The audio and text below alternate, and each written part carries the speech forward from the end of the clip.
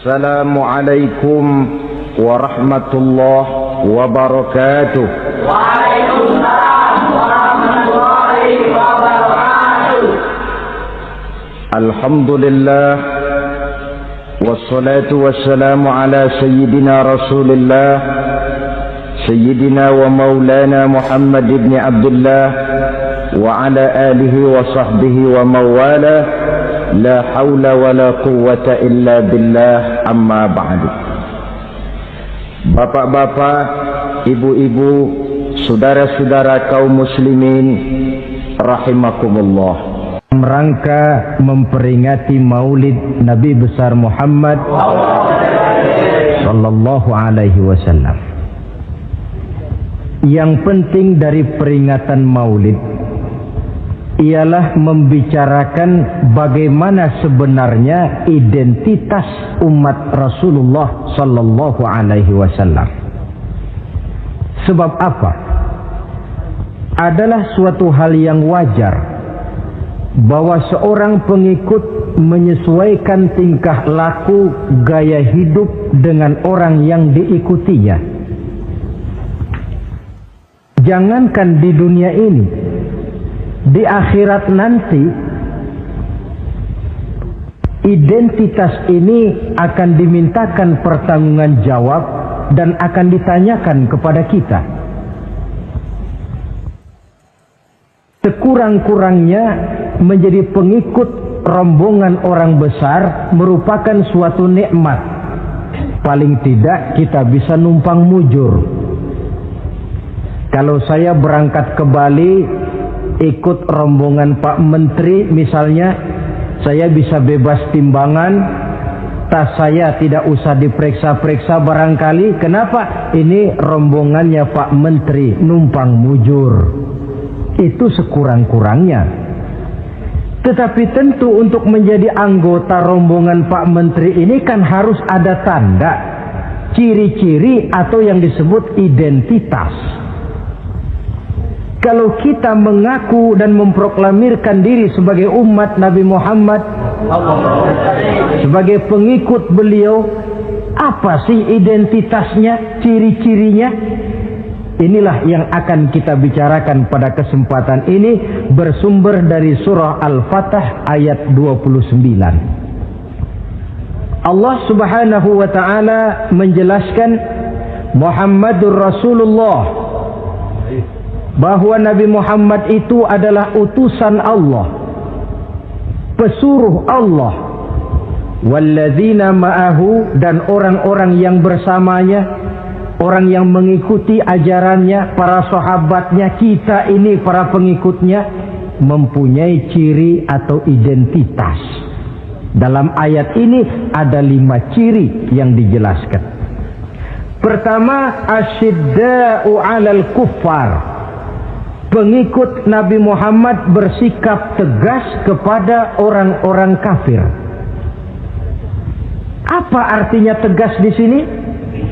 Saudara-saudara, tegas di sini artinya bukan main marah-marahan, tidak ngajak berkelahi, bukan juga menantang perang.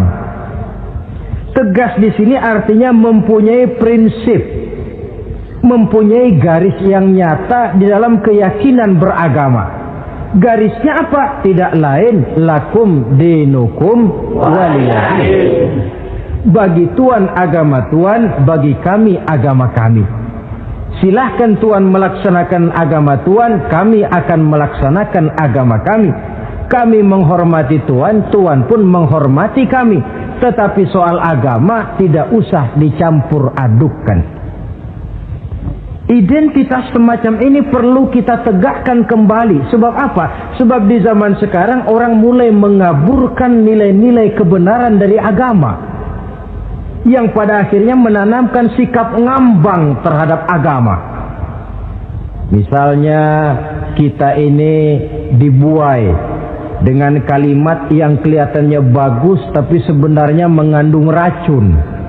Kata orang, jangan fanatik, semua agama kan bagus, semua agama benar, semua agama thayyib. Terus terang saja, saya bukan tidak setuju dengan kalimat itu. Saya beranggapan kalimat itu belum sempurna. Semua agama benar, jangan titik di situ, itu baru sekedar koma. Semua agama benar, koma, bagi penganutnya masing-masing, titik. Semua agama baik, koma, bagi penganutnya masing-masing, titik. Bagi kita yang muslim, yang benar, Islam.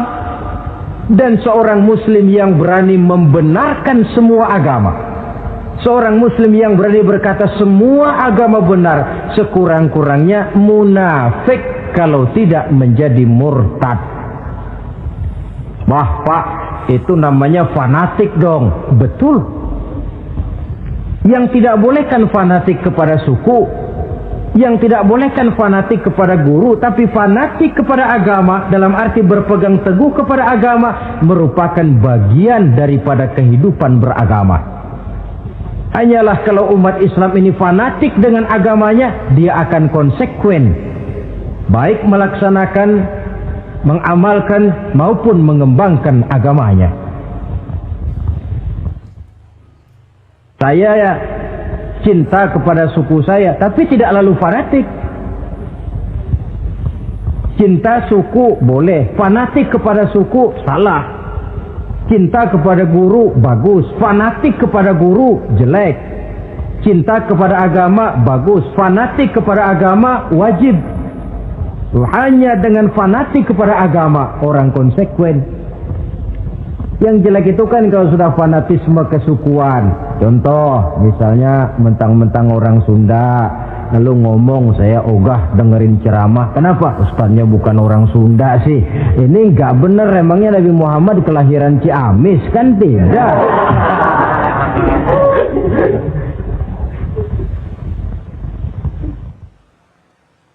Toleransi ada tempatnya, tetapi tidak menyangkut masalah-masalah ritual, tidak menyangkut masalah-masalah ibadah. Soal bikin jalan umum, mari bersama saudara-saudara kita yang lain agama membangun puskesmas, mari bersama-sama menjaga keamanan, mari sama-sama. Tapi kalau sudah menyangkut masalah ibadah, kembali kita kepada prinsip lakum dinukum waliyadin. Bagi Tuhan silakan melaksanakan agama Tuhan, kami pun akan melaksanakan agama kami. Silahkan menyebarkan agama, tetapi jangan kepada orang yang sudah beragama. Ini batas toleransi. Jangan menyebarkan agama kepada orang yang sudah beragama.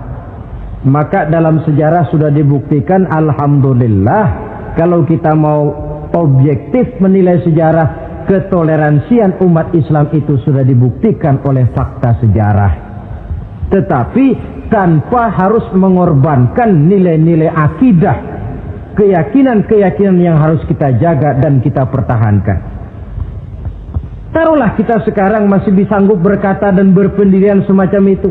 Anak kita, keturunan kita, generasi yang akan datang, jikalau ditanamkan rasa ngambang terhadap agama, lambat laun akan makin tipis nilai-nilai religius itu melekat di dalam jiwanya.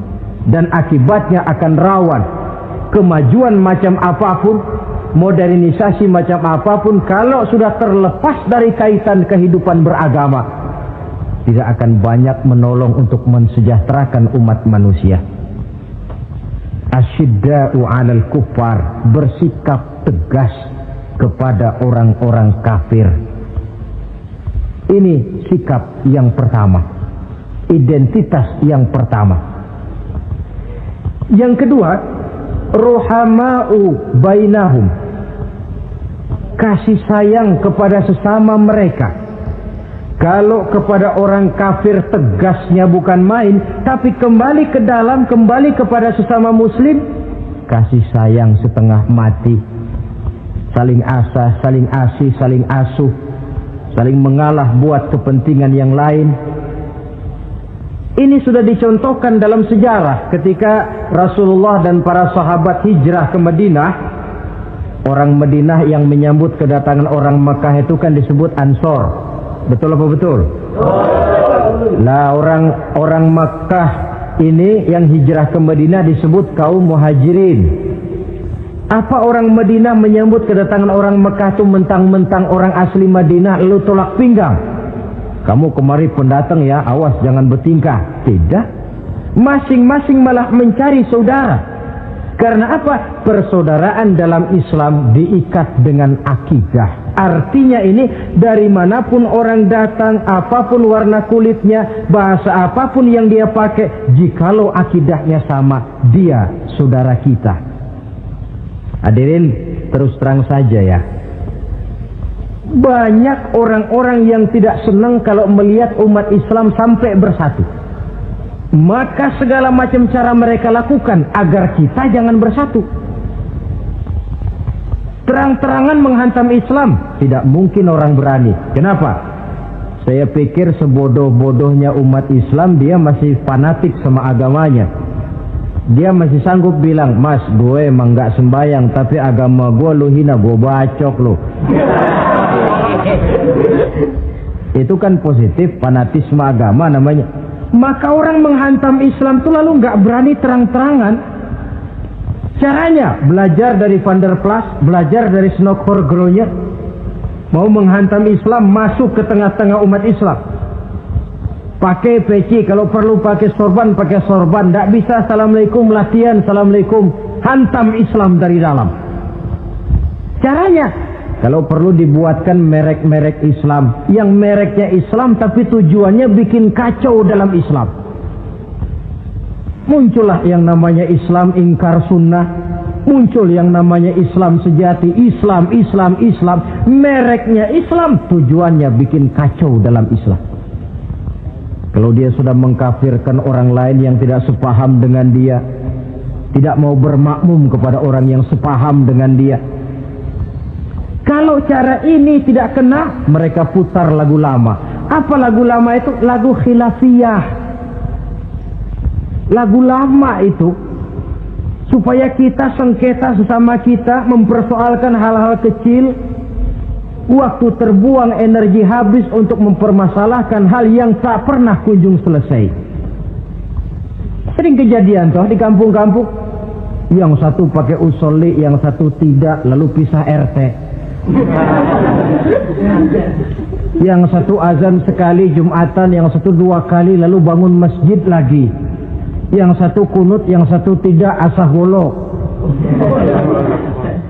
Persoalan yang semacam ini sampai kiamat tidak akan kunjung selesai.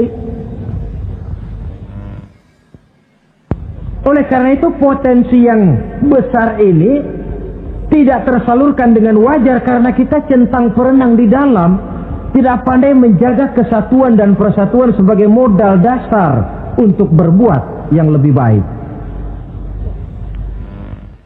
Adalah lebih baik kita ini mencari titik-titik persamaan dan bukan memperbesar pola perbedaan. Ruhama'u bainahum, kasih sayang sesama mereka. Imam Ghazali memberikan contoh, kun kal yadain wala takun kal uzunain. Hai umat Islam, hiduplah kamu seperti 2 tangan, saling asah, saling asih, saling asuh, saling mengalah buat kepentingan yang lain. Coba lihat 2 tangan kita, rukunnya bukan main. Kalau tangan kanan maju ke depan, kata yang kiri, oke, saya mengalah, dia mundur ke belakang. Kiri di depan, kata kanan, sekarang giliran saya ngalah, dia mundur ke belakang. Akhirnya kita jalan lenggang. Enak nggak dilihat orang? Coba kalau nggak ada yang mau ngalah, tangan kanan ke depan, kata yang kiri, gue juga bisa, dia ke depan lagi. Depan kayak robot kita jalan. Lalu mekanisme kerjanya, tangan kanan kerjanya bagus-bagus toh. Salaman tangan kanan, tanda tangan tangan kanan, hitung duit tangan kanan, ambil kue tangan kanan. Kiri nggak pernah protes, tahu posisi. Memang tugas saya bidang pembersihan, ya pembersihan saja dilakoni. Artinya apa ini? Yang satu dengan yang lain saling memperkuat walaupun komposisinya berbeda. Dicontohkan dalam perjalanan kehidupan sahabat Nabi. Sahabat Nabi yang paling terkenal itu 4 orang. Sayyidina Abu Bakar, Sayyidina Umar bin Khattab, Sayyidina Utsman bin Affan, Sayyidina Ali bin Abi Thalib. 4 sahabat ini kalau kita lihat komposisinya, keahliannya lain-lain. Coba, ada Sayyidina Abu Bakar, ini sahabat merangkap mertua. Kalau bahasa sekarang, Abu Bakar ini disebut kiai diplomat. Kiai karena beliau orang alim, diplomat karena pandai bersiasat, ahli politik. Kemampuan berpolitiknya digunakan buat kepentingan agama. Sebab siapapun yang berpolitik untuk kepentingan agama, tentu kita doakan. Tetapi siapapun yang jual agama untuk kepentingan politik, kita juga berdoa. Cuma tentu doanya lain dengan yang berpolitik buat agama tadi. Saudara hadirin yang saya hormati, ada Umar bin Khattab. Ini kalau bahasa sekarang disebut imam jenderal ini. Imam tapi jenderal, jenderal tapi imam. Kenapa imam? Karena dia mampu memimpin jamaah di masjid. Kenapa jenderal? Karena dia sanggup memimpin tentara di medan perang. Kegagahannya, keberaniannya, keperkasaannya digunakan membantu perjuangan Rasul. Ada Utsman bin Affan, santri ekonom. Kenapa santri? Karena dia orang kaya. Kenapa ekonom? Karena dia pengusaha bergerak di bidang bisnis. Keuntungan usahanya untuk membantu perjuangan Rasul. Ada Ali bin Abi Thalib, tokoh muda tapi intelek. Masih muda tapi rela mengorbankan nyawa demi keselamatan Rasul di malam hijrahnya.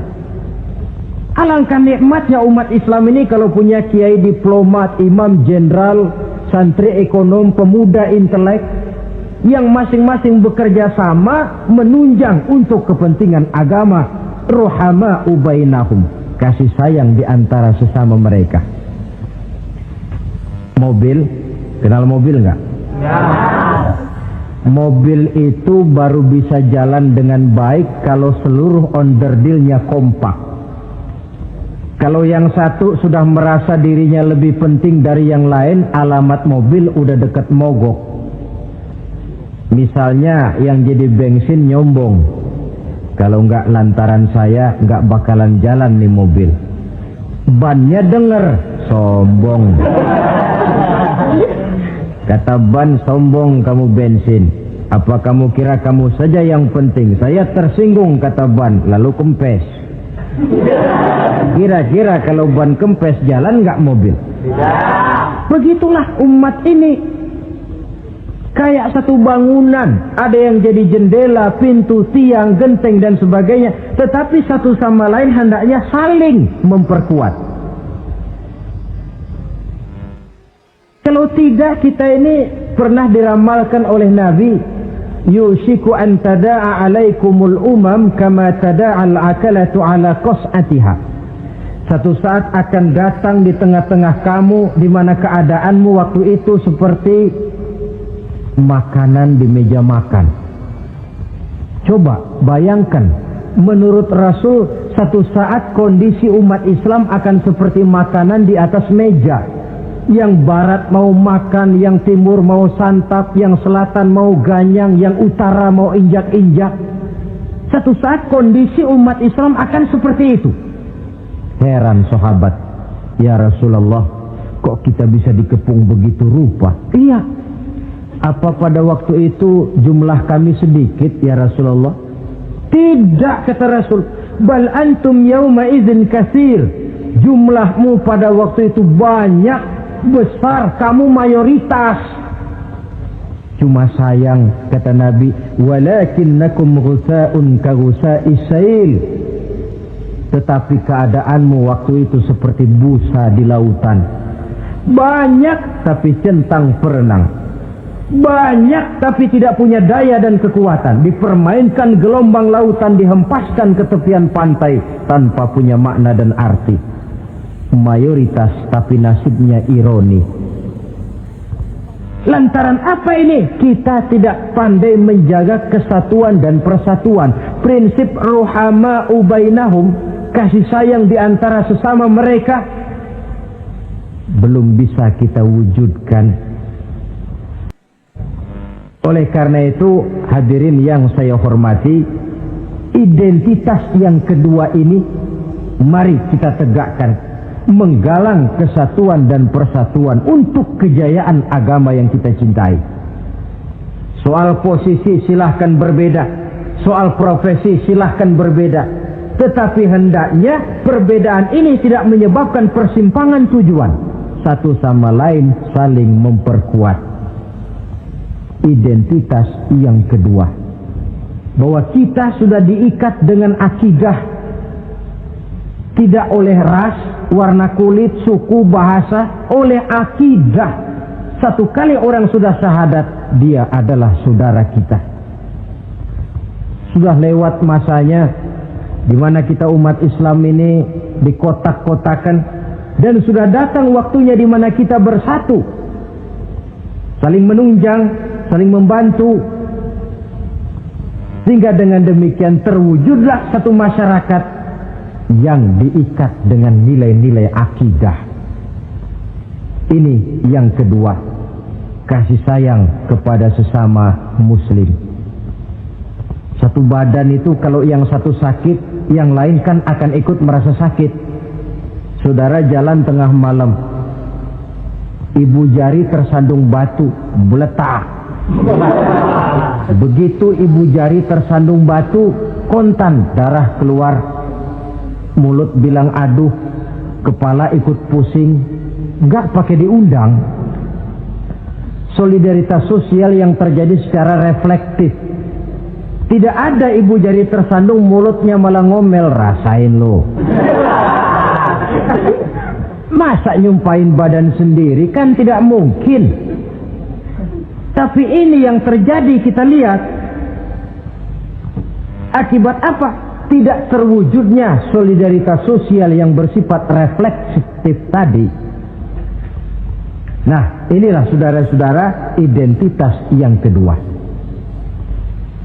Yang ketiga sekarang, pengikut Nabi Muhammad sallallahu alaihi wasallam itu cirinya yang ketiga, tarahum rukka'an sujjada.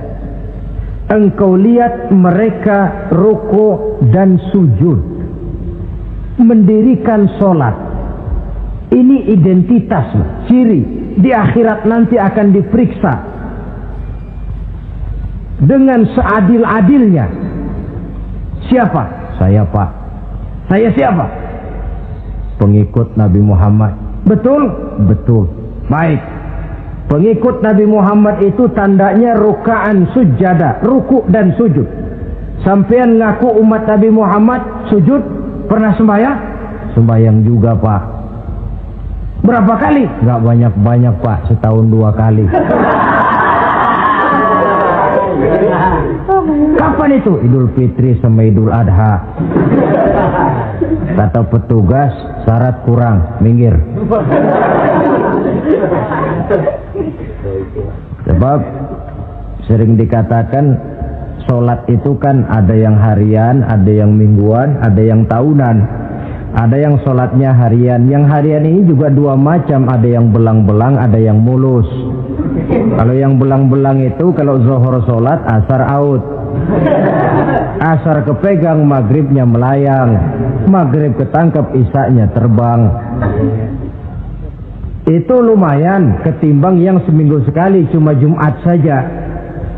Yang Jumat pun agak lumayan lah daripada yang setahun 2 kali cuma Idul Fitri dan Idul Adha.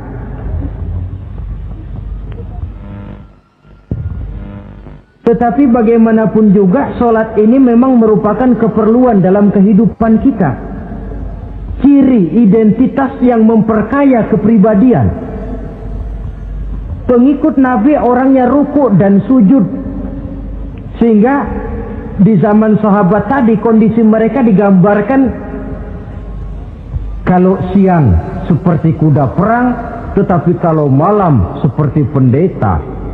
Maksudnya apa? Di medan perang mereka gagah, tapi kalau sudah ruku dan sujud bukan main khusyuknya. Ruku dan sujud. Dengan kata lain, ciri pengikut Nabi Muhammad orangnya mendirikan sholat,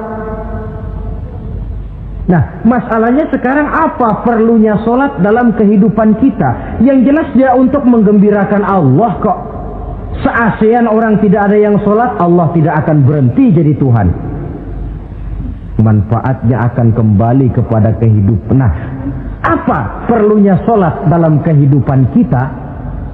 Ada beberapa hal yang bisa kita angkat ke permukaan tentang perlunya sholat ini. Jadi sholat itu perlunya kita, sehingga suatu saat nanti kita tidak lagi berkata saya wajib sholat, tapi kita akan berkata saya perlu sholat. Apa perlunya sholat dalam kehidupan kita? Pertama, sholat itu membuat orang rendah hati, tidak melonjak menjadi angkuh dan sombong. Yang kedua, sholat itu membuat orang tahu diri. Yang ketiga, sholat itu mendatangkan ketenangan jiwa dan ketentraman batin lantaran orang punya sandaran vertikal kepada Allah. Sehingga agama menekankan benar ini bukan cuma untuk kita, tapi juga anak kita, keturunan kita. Sehingga Nabi mengajarkan, ajari didik anak-anakmu sholat pada umur 7 tahun. Kalau umur 10 tahun mereka sudah berani meninggalkan sholat, pukul. Bukan dengan tujuan menyakiti, tapi mendidik anak supaya disiplin dengan sholatnya. Kayaknya kita yang hidup di zaman serba modern ini, soal anak mau sholat atau tidak, kayaknya orang tua itu, kalau istilah anak sekarang, cuek-cuek aja. Jarang yang mengadakan inspeksi, pengecekan anaknya sudah sholat apa belum. Lalu sholatnya disiplin apa tidak? Jarang yang memberikan sugesti dan rangsangan supaya anaknya mendirikan sholat. Saya jarang mendengar orang tua muslim yang berkata, nak, kalau kau hafal Fatihah dengan artinya bapak beliin sepatu baru. Nak, kalau kau hafal juz amma, bapak beliin sepeda. Sugesti untuk hal-hal yang bersifat agama sangat langka. Tapi kalau sudah hal-hal yang bersifat umum, wah, nah, kalau kamu lulus nanti SD ya, kita piknik ke Tangkuban Perahu, lulus SMP tur ke Bali, lulus SMA piknik ke Singapura. Rangsangan dan dorongan, baguslah itu. Tetapi alangkah akan lebih bagusnya jika untuk hal-hal yang bersifat agama kita pun sanggup memberikan sugesti, rangsangan dan dorongan kepada anak-anak kita. Sehingga sejak kecil mereka sudah terbiasa dengan sholat. Sejak kecil mereka sudah disiplin dengan sholatnya. Sebab kalau tidak, kayu itu kalau mau dibengkokkan pada saat dia masih kecil. Kalau sudah besar baru mau dibengkokin, repot kayu itu. Membentuk orang soleh itu harus dimulai sedini mungkin.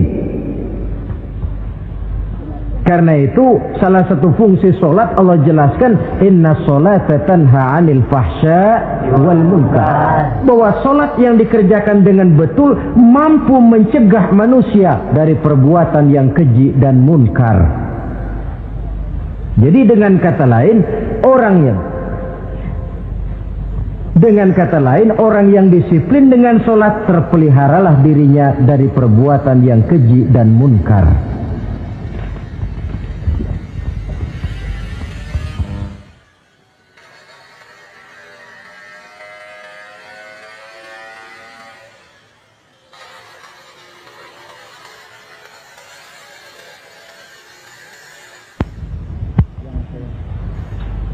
Hadirin yang saya hormati, suatu kenyataan barangkali yang memang tidak bisa kita pungkiri, bahwa kemajuan ilmu pengetahuan dan teknologi sekarang ini makin mengagumkan.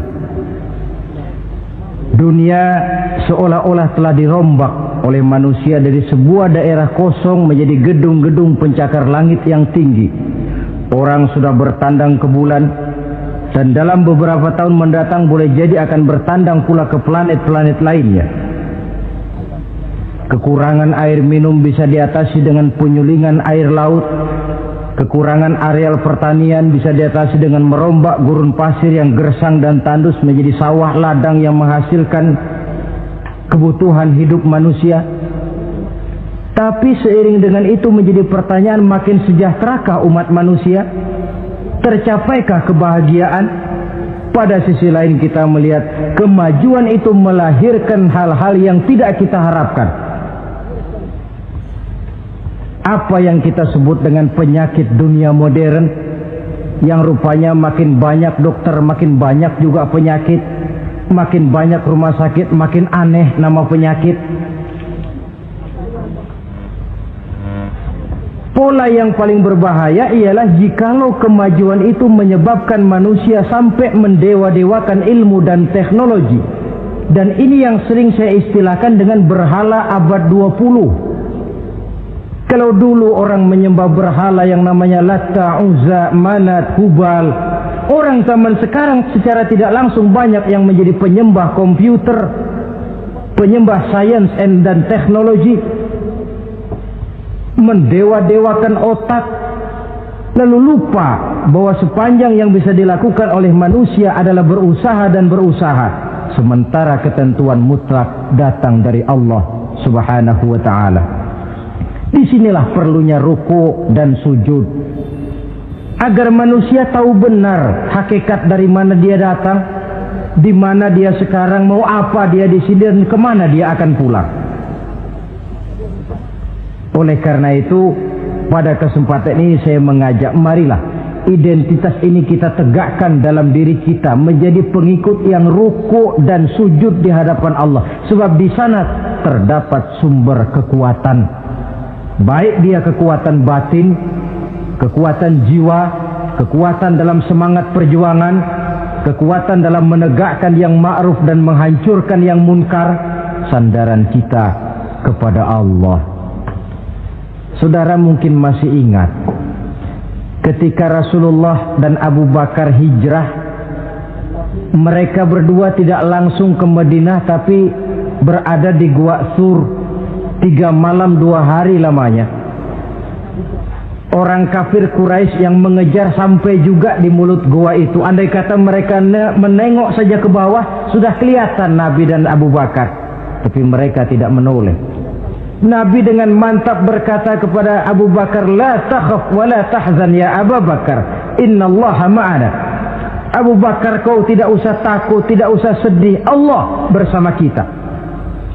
Ucapan ini mantap kalau diucapkan oleh orang yang ruk'an sujada, benar-benar sujud kepada Allah, mempunyai backing yang tidak kepalang tanggung, yang serba maha. Yaitu kalau memang saudara perlu cari backing, jangan kolonel tanggung, jangan brigjen tanggung, carilah backing yang serba maha, maha gagah, maha kaya, maha tahu, maha segala-galanya. Berbackinglah kepada Allah saja dengan jalan ruk'an sujada, ruku' dan sujud dalam kehidupan ini. Ini identitas yang ketiga. Yang keempat sekarang, pengikut Nabi itu apa tandanya? Yabtaghuna fadlan minallah wa ridwana. Mereka selalu mencari karunia dan keridhaan Allah. Karunia dan keridhaan. Jadi tidak hanya mencari sekedar karunia, tetapi juga mencari ridho. Oleh karena itu seorang pengikut Rasul, di dalam dia berdagang misalnya, dibatasi oleh pertanyaan, cara saya ini Allah ridho apa tidak? Dia cari rezeki, dibatasi oleh pertanyaan, Allah ridho apa tidak? Dia menginginkan jabatan yang tinggi, tapi tetap dalam kerangka pertanyaan, kalau cara ini Allah ridho apa tidak? Sehingga tidak lantas menghalalkan cara apapun halal asal tujuan tercapai, itu kan caranya PKI. Asal tujuan tercapai cara apa saja halal. Seorang muslim pengikut baginda Nabi tidak diajarkan semacam itu. Kenapa perlu mencari keridhaan Allah, karunia yang Allah ridho? Karena apapun yang kita pakai, apapun yang kita makan terutama, jikalau bersumber dari sesuatu yang Allah tidak ridho, katakan yang haram misalnya, akan mempengaruhi gaya dan gerak hidup kita. Contoh, kata Imam Ghazali, kalau engkau terlalu senang memakan makanan yang haram, dia akan mempengaruhi caramu berpikir sehingga kau akan cenderung berpikir yang haram. Mencari karunia yang Allah ridho, dan hidup itu kalau sudah mendapat ridho Allah, sudah satu kenikmatan yang tidak bisa dibeli dengan nilai materi yang bagaimanapun banyaknya. Karena itu biarlah kita orang mukmin ini di dunia hidup kaya asal Allah ridho saja, nggak apa-apa. Biar rumah kita gedung, punya mobil bagus, uang banyak, kalau Allah ridho enak. Daripada sudah melarat tinggal di pinggir kali, rumahnya gubuk, Allah marah lagi. Kapan mau senang orang macam begitu? Jadi biarlah kita ini bahagia di dunia, asal di akhirat masuk surga, nggak apa-apa. Mencapai kebahagiaan di dunia dan di akhirat. Cari karunia Allah sebanyak-banyaknya, karena memang bumi dan segala fasilitasnya diperuntukkan bagi manusia, dan karunia Allah itu ada dimanapun kita pergi. Dahulu ketika turun perintah hijrah, sebagian sahabat berpikir-pikir, kalau saya hijrah ke Madinah, di Madinah mau makan apa saya? Ini Mekah kan jelek-jelek, kampung sendiri. Umpama kepepet ngutang-ngutang dikit orang masih percaya lah, kalau ke Madinah ngutang sama siapa? Takut dia kalau hijrah ke Madinah tidak dapat makan. Allah memberikan jaminan, qul li'ibadiyalladzina amanu inna ardi wasi'ah fa iyaya fa'budu. Katakan kepada mereka Muhammad, hai hamba-hambaku yang beriman, bumiku ini luas. Di Mekah kau makan, hijrah ke Madinah juga kau akan makan. Apalagi hijrahmu karena membela agama. Jangan karena membela agama kau takut kelaparan. Artinya apa? Karunia Allah itu ada dimanapun. Kalau kita mau berusaha, tetapi jangan lupa usaha itu harus yang Allah ridho. Kalau sekedar hasil usaha cara apapun boleh, ya dapat, tetapi tanpa ridho semuanya tidak akan membawa ketenangan, ketentraman dan kebahagiaan. Allah itu kan maha pengasih, tidak pilih kasih katanya. Artinya apa? Semuanya Allah kasih. Orang kalau mau berusaha dapat. Itu logika. Sunnatullah kata kita, hukum alam kata orang. Kalau mau berusaha mesti dapat. Tetapi kasih sayang Allah ini tidak diberikan kepada setiap orang. Kalau pengasihnya berlaku kepada semua orang, mau kafir mau beriman, kalau berusaha dapat. Itu Rahman namanya. Tapi Allah tidak cuma Rahman, Allah juga Rahim, maha penyayang. Bedanya apa? Orang yang dikasih itu belum tentu disayang. Tetapi kalau disayang mesti dikasih. Kalau tidak dikasih tentu ada pertimbangan lain untuk kepentingan kita. Misalnya anak kita baru kelas 1 SMP, datang, Pak beliin motor buat sekolah. Kita lalu menilai anak ini nggak ada motor saja kadang-kadang jarang sampai ke sekolah, apalagi dibeliin motor, bisa dari rumah berangkat ke sekolah nggak sampai. Tidak dibelikan bukan karena tidak sayang, justru karena sayangnya ada pertimbangan lain untuk kepentingan si anak. Tetapi kadang-kadang anak sendiri berpikirnya lain. Bapak katanya sayang, minta dibeliin motor saja tidak dibelikan. Dia menilai orang tuanya tidak sayang, padahal justru sayangnya lalu tidak dibelikan. Begitulah satu contoh kecil dari keridhaan Allah ini. Jika Allah sudah memberikan ridhonya kepada kita, segala yang kita mau diberikannya. Kalau tidak juga diberikan, tentu ada manfaatnya untuk kemaslahatan kita. Allah maha tahu. Misalnya orang mengeluh, saya akan sembahyang rajin, ngapa rezeki seret bener sih? Apa saya berhenti lagi sholat? Allah lebih tahu maslahatnya. Barangkali potongan kayak kita ini kalau diberikan rezeki banyak sedikit lalu berhenti ke masjid. rezeki lu segini aja dah, lu jadi rajin ke masjid. Ada manfaatnya buat kepentingan kita. Mencari karunia yang Allah ridho. Dalam alam yang terbentang luas ini karunia Allah terhampar luas. Tinggal kita mencari, dan untuk mencari itu diperlukan keahlian. Keahlian hanya timbul karena pendidikan. Makin ke depan persaingan hidup makin tajam tanpa membekali diri. Terutama generasi kita yang akan datang, anak-anak kita. Boleh jadi mereka akan tersudut ke pojok-pojok kehidupan untuk kemudian lebih banyak jadi penonton daripada sekedar pemain. Dan kerugian akan kembali kepada kita. Karena itu cari karunia Allah sebanyak-banyaknya, tapi dengan garis bawah yang Allah ridho. Sekali lagi, carilah karunia Allah sebanyak-banyaknya dalam kehidupan ini, tetapi dengan menggarisbawahi yang Allah ridho. Inilah identitas yang keempat. Yang kelima sekarang, identitas yang terakhir, simahum fi wujuhihim min atharis sujud. Di muka mereka ada tanda bekas sujud. Ini pengikut Rasulullah sallallahu alaihi wasallam. Bekas sujud, iya. Apa bekas sujud itu? Apa jidatnya hitam kebanyakan sujud? Mungkin. Karena rajin sujud lalu berbekas. Boleh jadi, tapi soal hitam di jidat sih gampang digosok-gosok. Yang terpenting asarus sujud di sini dalam bentuk sikap mental. Apa sikap mental yang saya maksud? Orang yang rajin sujud itu lalu membekas dalam kehidupannya pengaruh sujud. Apa pengaruh sujud? Karena rajin sujud timbul ikhlasnya. Sudah berbuat, yang penting itu Allah.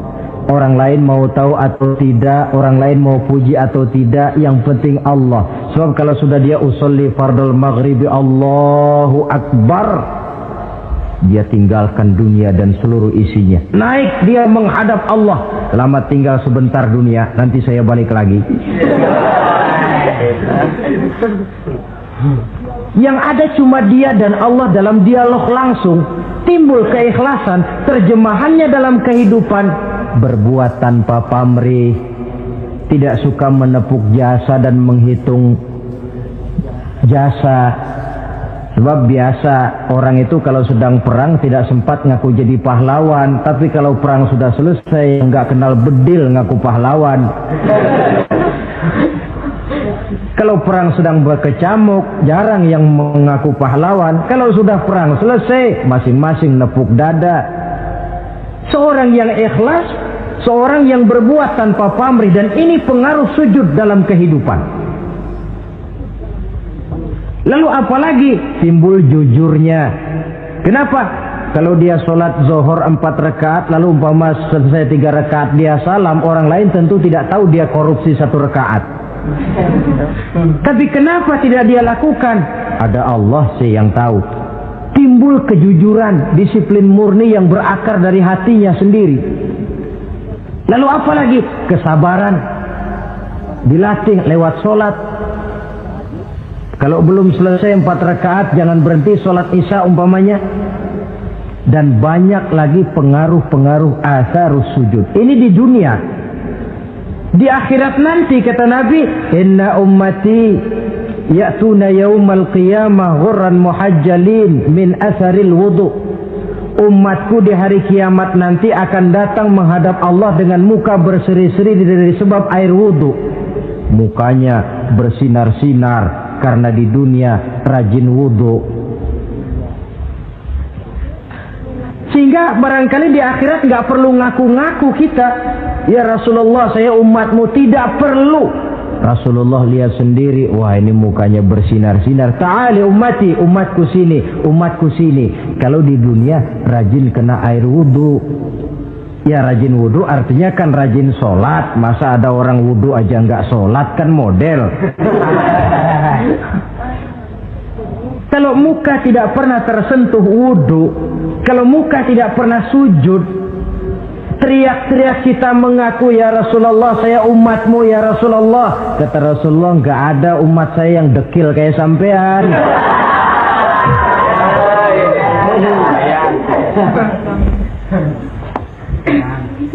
Itulah sebabnya pada kesempatan ini saya mengajak, mari membiasakan diri berwudu.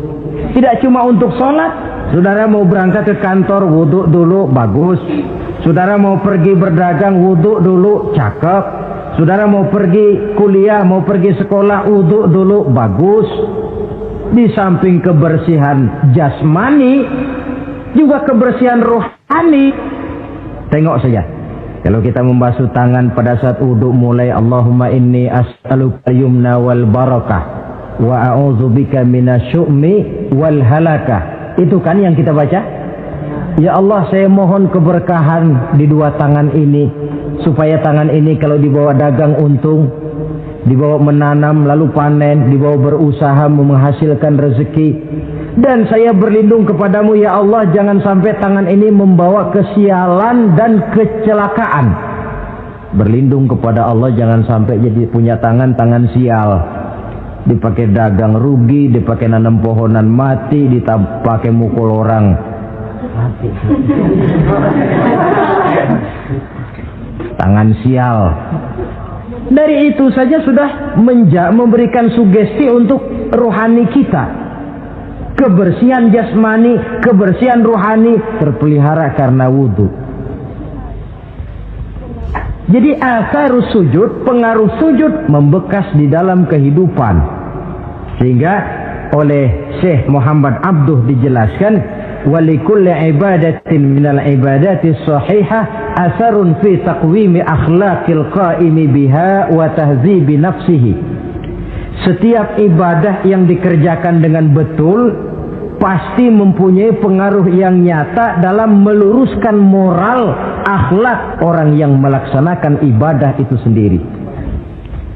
Jadi sujud kita betul apa tidak? Lihat saja pengaruhnya dalam kehidupan kita.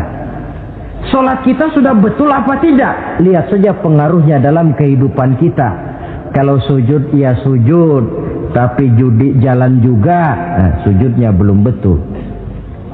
Waktunya sholat ya sholat, waktunya mabuk, sholatnya belum betul. Waktunya ruku ya ruku, giliran nyolong, sholatnya belum betul.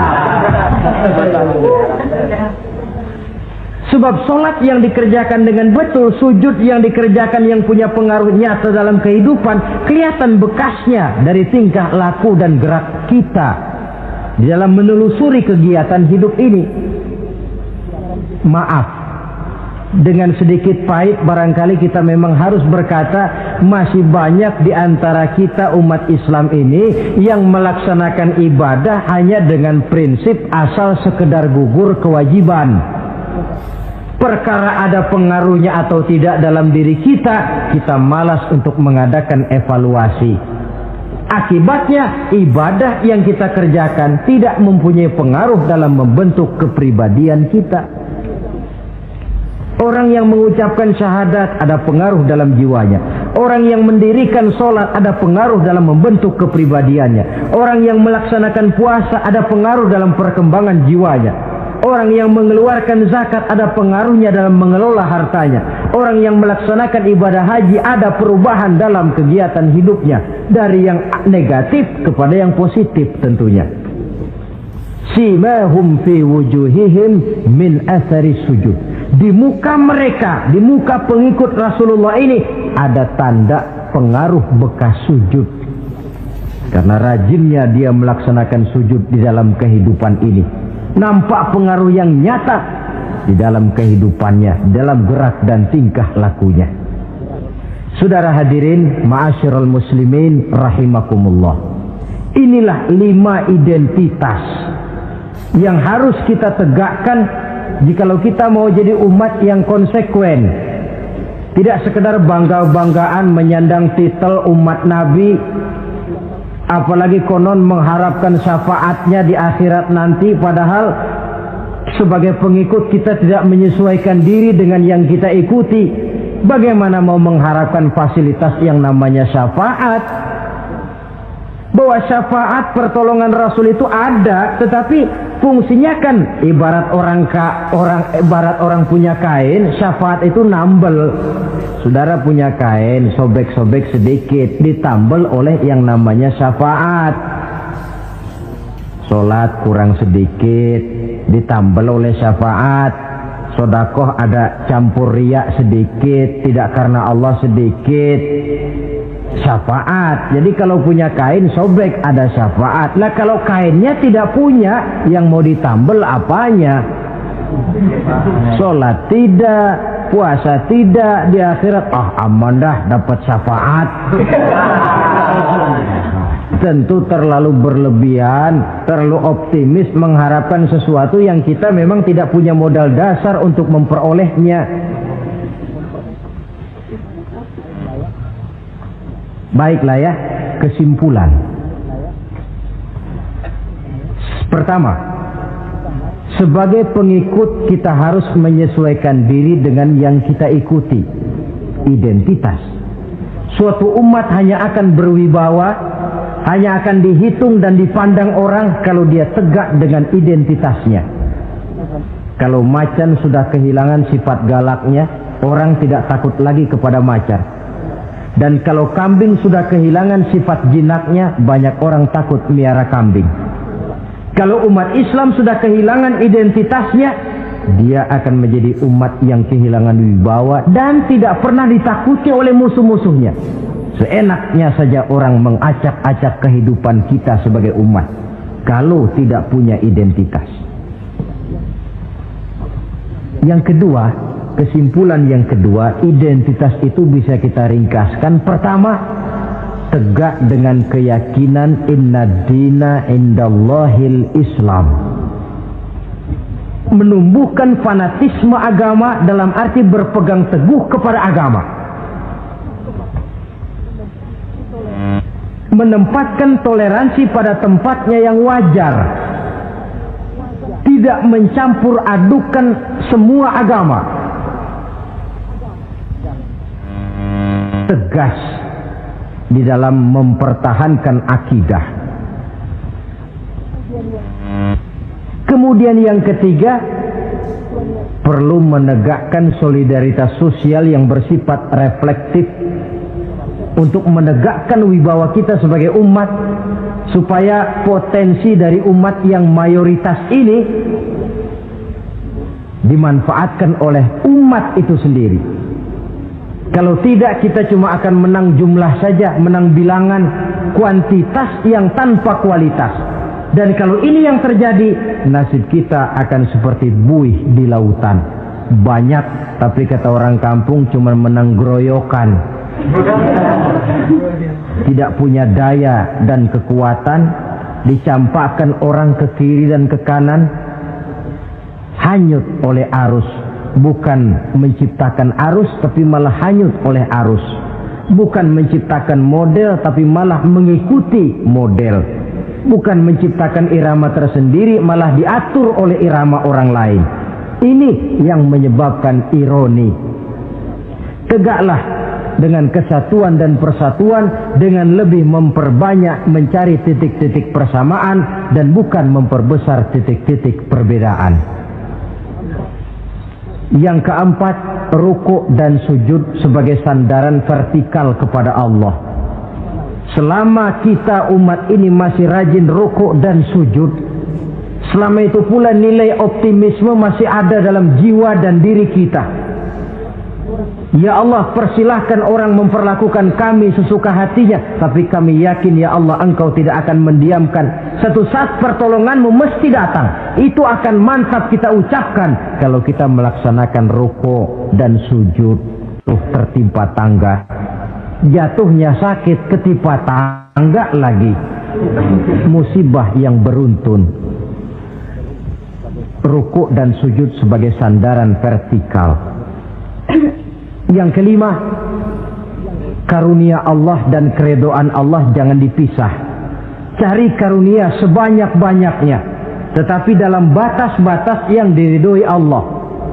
Sebab kalau tidak, karunia itu akan makin membuat kita jauh dari Allah. Ilmu karunia itu.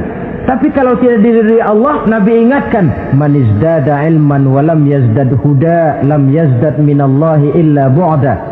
Orang yang bertambah ilmu tapi tidak bertambah hidayah, dia hanya akan semakin jauh dari Allah. Jauh dari Allah menimbulkan kegersangan dalam jiwa, kepanasan dalam hati, sehingga jauhlah kita dari ketenangan hidup.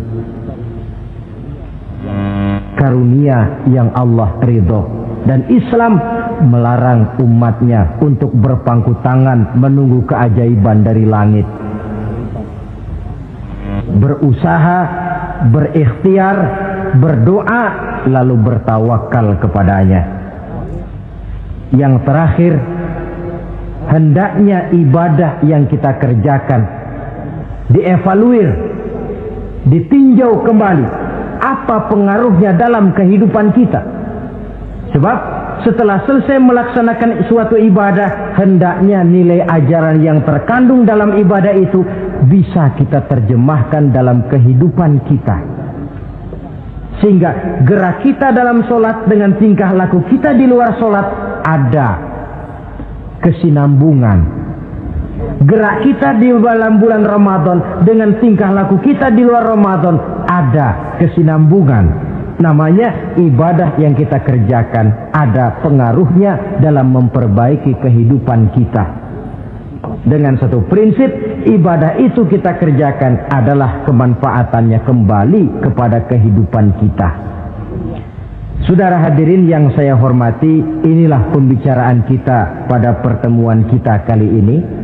Dengan harapan tentunya dalam memperingati Maulid kita tidak hanya sekedar melakukan satu tradisi, tidak hanya sekedar hura-hura, tidak hanya sekedar ikut-ikutan, sebab bagaimanapun peringatan semacam ini bukan tujuan. Ini cuma sekedar alat. Kalau peringatannya yang jadi tujuan, selesai memperingati, selesai sudah. Kayak saudara tujuannya mau ke Bogor, kira-kira kalau sudah sampai Bogor pulang lagi enggak? Pulang. Kenapa? Tujuan sudah tercapai. Tujuannya cuma memperingati Maulid. Sudah selesai. Ya sudah selesai segala-galanya. Yang tidak sholat kembali tidak sholat, yang teler kembali teler. Pokoknya kan udah Maulid. Itu kalau dijadikan tujuan.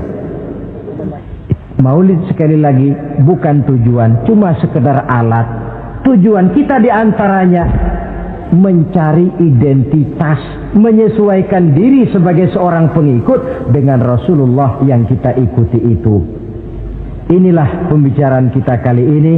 Mudah-mudahan 5 identitas ini Allah berikan kekuatan untuk bisa kita tegakkan dalam diri kita masing-masing, sehingga kebanggaan sebagai pengikut Nabi dibuktikan dengan amal perbuatan kita.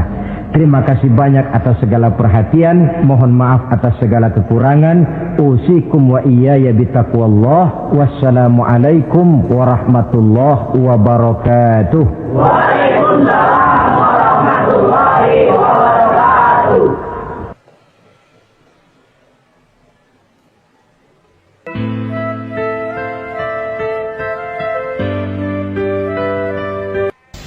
Bapak-bapak, ibu-ibu, saudara-saudara kaum muslimin rahimakumullah. Murai di dahan dan kokok ayam di kandang. Dunia ini penuh dengan berbagai macam kesibukan. Sejak dari petani yang turun ke ladang, pedagang yang berangkat ke pasar, pelajar yang menuju sekolah, sampai kepada pegawai yang berangkat ke kantor, seluruhnya tidak lain untuk mencari sesuatu yang bernama bahagia. Setiap orang menginginkan kebahagiaan, dan tidak seorang pun menginginkan kesengsaraan dalam kehidupan ini. Namun nyatanya tidak setiap orang yang ingin bahagia mengetahui jalan yang harus ditempuhnya untuk sampai kepada kebahagiaan itu. Maka pada kesempatan pertemuan kali ini, saya ingin menyampaikan sebuah hadis dari junjungan kita baginda Nabi besar Muhammad sallallahu alaihi wasallam. yang termuat dalam kitab Mukhtarul Ahadits An-Nabawiyah, di mana beliau bersabda, arba'un min sa'adatil mar'i. Ada 4 perkara yang merupakan tanda dari orang bahagia. Saya mau tanya, di antara saudara-saudara yang hadir di sini, apa ada yang kepengen jadi orang sengsara? Ya. Seluruhnya tentu ingin mendapatkan kebahagiaan. Maka menurut resep dari Nabi kita, tanda orang bahagia itu 4. Jadi kalau saudara ingin bahagia, harus mempunyai 4 perkara ini. Yang pertama, orang bahagia itu kata Nabi, darun wasi'un. Punya rumah biar bagus asal gede. Enak ngaturnya, daripada sudah punya rumah kecil, adanya di pinggir kali, gubuk, kalau hujan bocor, miring lagi, kiamat. Loh, kalau gitu Islam materialis dong. Hadis ini boleh diartikan dengan makna hakiki, arti yang sebenarnya. Boleh diartikan dengan makna majazi, arti kiasan. Kalau dia diartikan dengan arti kias, maka yang dimaksud darun wasi'un ay qalbun wasi'un. Rumah yang luas tidak lain daripada hati yang lapang. Karena di situ kunci kebahagiaan yang sebenarnya. Walaupun kita cuma tinggal di petak berukuran 2 kali 3 meter, kalau hati kita luas rasanya rumah itu. Tapi biar rumah kita halamannya saja puluhan ribu hektar, ada kolam renangnya, kamar tidurnya tidak lagi terhitung. Kalau hati yang menempati rumah itu sempit, maka akan terasa sempit jugalah rumah itu. Tempat bergantungnya tidak lain adalah hati. Marilah kita mencoba melihat berbagai pandangan orang tentang bahagia ini. Ada orang menyangka bahwa bahagia itu kalau dia mendapatkan harta yang sebanyak-banyaknya. Siapa yang banyak harta, dialah raja. Apa yang dia mau, seluruhnya bisa dibeli. Keamanannya, dia bisa menyewa petugas. Seluruh fasilitas untuk menyenangkan kehidupannya bisa dibeli. Pendeknya, hartalah segala-galanya dalam kehidupan. Sampai ada pepatah mengatakan, innad darahima fil amakini kulliha taksur rijala mahabatan wa jalala. Sesungguhnya harta, dinar, dirham, uang di mana-mana selalu bikin hebat orang yang memilikinya. Coba lihat, orang yang punya duit sama yang enggak punya duit, jangan gaya hidupnya, gaya jalannya aja lain.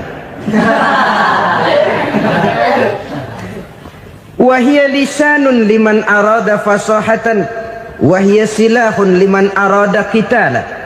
Uang adalah senjata yang paling ampuh bagi orang yang mau pergi perang, dan lidah yang paling fasih bagi orang yang mau bicara. Kalau bicara dengan lidah macet, cobalah bicara dengan harta, lancar. Sampai ada pepatah demikian, segalanya bisa diatur dengan harta. Maka di kalangan orang yang berpandangan semacam itu, seluruh kegiatan hidupnya hanya terfokus kepada bagaimana mengumpulkan harta yang sebanyak-banyaknya. Tidak peduli halal haram, tidak kenal sore pagi siang dan malam, tidak sempat sujud, jauh dari agama, jauh dari kehidupan yang bersifat ruhaniyah, jauh dari Allah dan sebagainya. Sampai dalam Al-Quran dikelompokkan dalam kelompok yang dinamakan lumazah. Allazi jama'a malahu wa addadah yahsabu anna malahu akhladah. Mereka mengumpul-ngumpulkan harta sebanyak-banyaknya dan menyangka bahwa harta yang banyak itu dapat mengekalkan hidupnya, mengekalkan kekayaannya, mengekalkan kebahagiaannya. Saudara hadirin yang berbahagia, kalau pandangan hidup ini benar, artinya kalau harta memang merupakan satu-satunya hal yang dapat membuat orang bahagia, tentu di rumah mewah tidak akan pernah ada tangis derita. Tentu di satu tempat di mana fasilitas hidup serba menunjang, tidak ada yang namanya penderitaan. Tapi suka dan duka, sedih dan gembira, senyum dan tawa adalah milik setiap orang, baik dia punya harta maupun dia tidak punya harta. Nyatalah bahwa harta semata-mata bukan merupakan jaminan bahwa orang akan bahagia. Walaupun tanpa harta orang sulit untuk bahagia. Saya mau cerita, ada orang super kaya. Namanya Aristotle Onesius, Raja Tanker Yunani. Dia punya kapal tanker saja konon sampai 11 banyaknya. Punya perusahaan penerbangan yang disebut Olympic Airlines.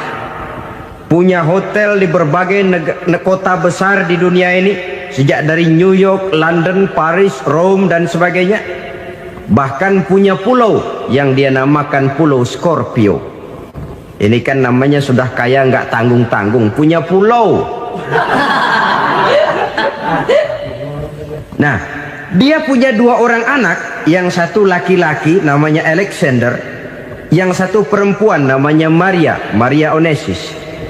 Seluruh harapannya tertumpah kepada anak lakinya Alexander ini, yang akan meneruskan usahanya, meneruskan kekayaannya, meneruskan dinastinya. Apa yang terjadi? Ternyata anak yang dia harapkan yang bernama Alexander ini mati muda dalam kecelakaan pada waktu dia olahraga.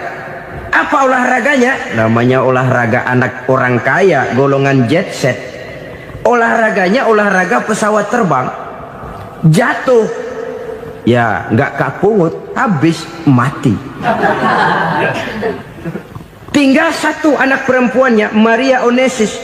Tapi anak perempuan ini juga malah urakan. Terakhir dia pacaran, bahkan kemudian kawin sama orang Rusia. Rupanya Aristotle Onesius ini broken. Kekayaannya yang berlimpah ruah, perusahaannya yang begitu banyak, siapa yang akan meneruskan? Siapa yang akan menggantikan? Sampai kemudian dia mengurung diri di Pulau Scorpio dan mati di sana secara mengenaskan.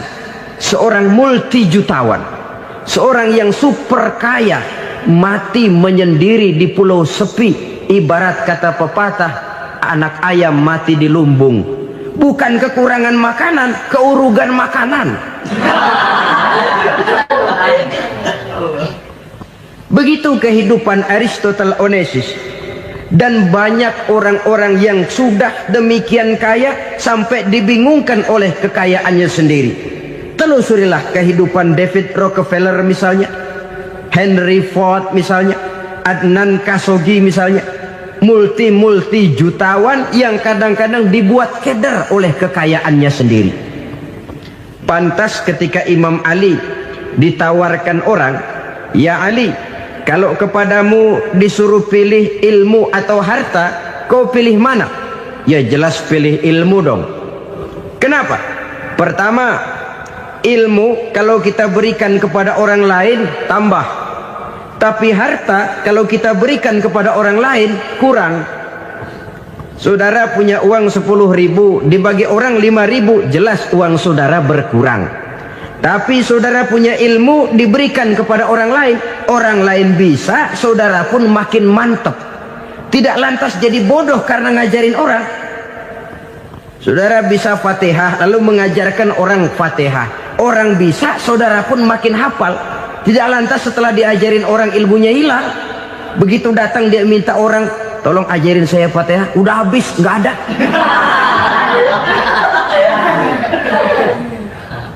Yang kedua kata Imam Ali, ilmu menjaga kita.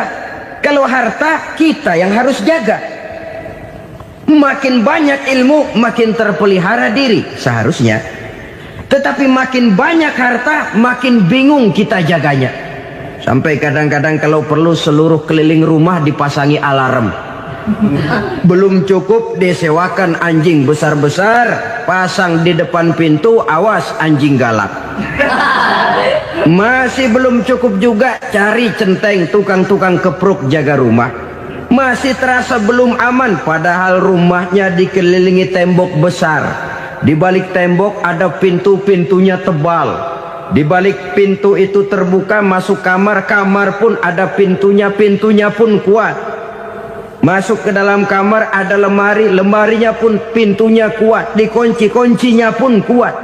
Tapi terhadap seluruhnya yang timbul cuma sekedar was-was saja. Kesimpulannya sekali lagi, tanpa harta orang memang sulit untuk bahagia. Tapi harta semata-mata tidak merupakan jaminan orang akan bahagia. Dengan hati yang luas, itu modal utama untuk mencapai kebahagiaan hidup.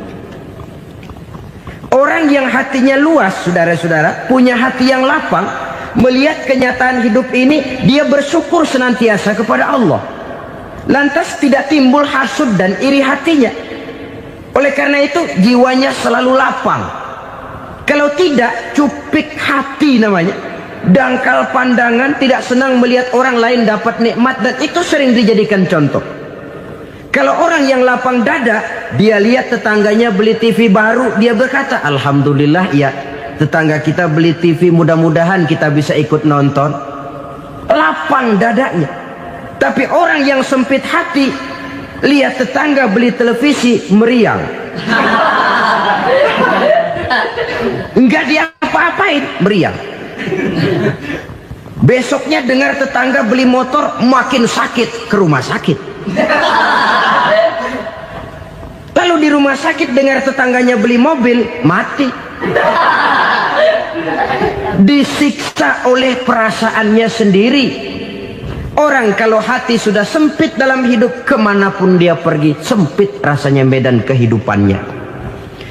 Kemudian kita melihat juga ada orang yang menilai bahwa bahagia itu katanya kalau punya kedudukan yang tinggi, pangkat yang agung, wibawa yang besar. Mungkin betul, tapi mungkin juga tidak. Bergantung kepada hati orang yang punya pangkat itu. Sama dengan harta tadi. Harta akan membawa bahagia kalau dia jatuh ke tangan orang yang berhati lapang. Tapi harta akan jadi bencana kalau jatuh ke tangan hati orang yang sempit.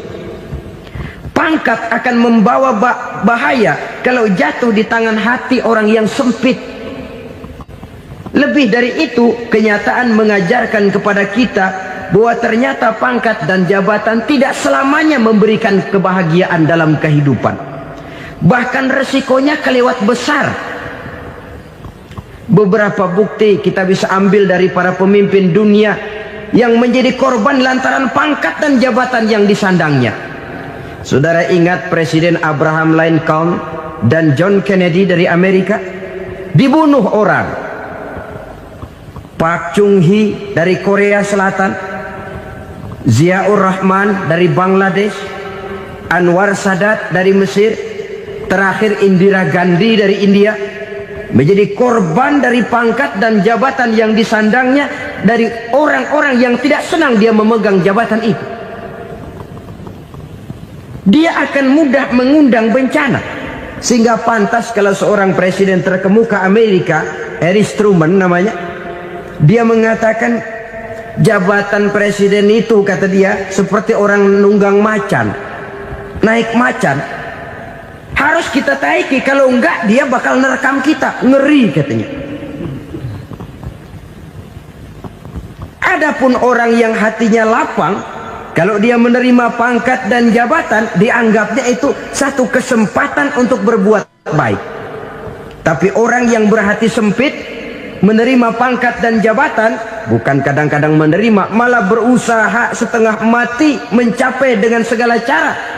Kalau perlu jilat atas, jilat atas. Jadi golongan sumuhun dawuh. Jadi kelompok kulon nuwun, yes sir, yang kerjanya cuma oke bos. Kalau perlu jilat atas, jilat atas. Kalau perlu injak yang bawah, injak yang bawah. Perlu sikut kiri kanan, sikut kiri kanan. Yang penting pangkat dapat, jabatan dapat. Orang yang semacam ini, kalau sudah mempunyai pangkat dan jabatan, biasanya dia tidak menganggap itu sebagai amanah, tidak menganggap sebagai kesempatan berbuat baik, tapi malah kesempatan untuk memperturutkan hawa nafsunya yang dilatar belakangi oleh kesempitan hatinya tadi. Apalagi kalau orang memperoleh pangkat karena banyak mengeluarkan uang. Seakan-akan pangkat dan jabatan itu sekarang macam proyek, pakai tender. Siapa yang berani bayar segini naik, nggak berani minggir.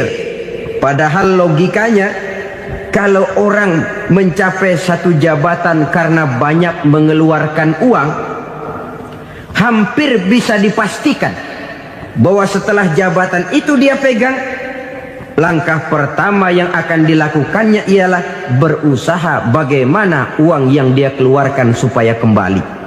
Ya paling kurang pulang modal dulu dong. Soal mikirin rakyat soal nanti, tapi ini modal harus pulang. Itu celakanya kalau orang memperoleh pangkat dan jabatan cuma karena banyak mengeluarkan uang. Jarang orang yang mempunyai keyakinan dan pandangan bahwa pangkat dan jabatan merupakan amanah. Jadi sekali lagi, pangkat dan jabatan mungkin saja membawa kebahagiaan kalau jatuh ke tangan orang yang berhati lapang. Tapi bisa jadi bencana kalau dia jatuh ke tangan orang yang mempunyai hati yang sempit. Dan lagi-lagi stresnya hati yang lapang. Lalu sebagian orang, saudara, ada yang berpandangan katanya bahagia itu kalau jadi orang terkenal, mempunyai popularitas, menjadi idola di kalangan remaja, di kalangan orang tua, di segala lapisan masyarakat. Padahal makin populer orang makin terikat dia. Ya kalau macam kita ini kan nggak punya nama, nggak populer, tengah malam buta mau nongkrong di warung Tegal aman. Tapi pangkat, jabatan, kedudukan, popularitas menyebabkan kita diikat dengan berbagai macam peraturan. Cuma mandi sama ke WC saja yang nggak dikawal.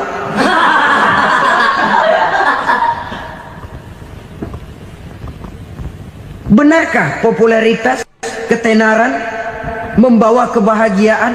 Mungkin, ya, tapi mungkin juga tidak. Kenapa? Banyak orang-orang populer yang mengakhiri hidupnya secara tragis.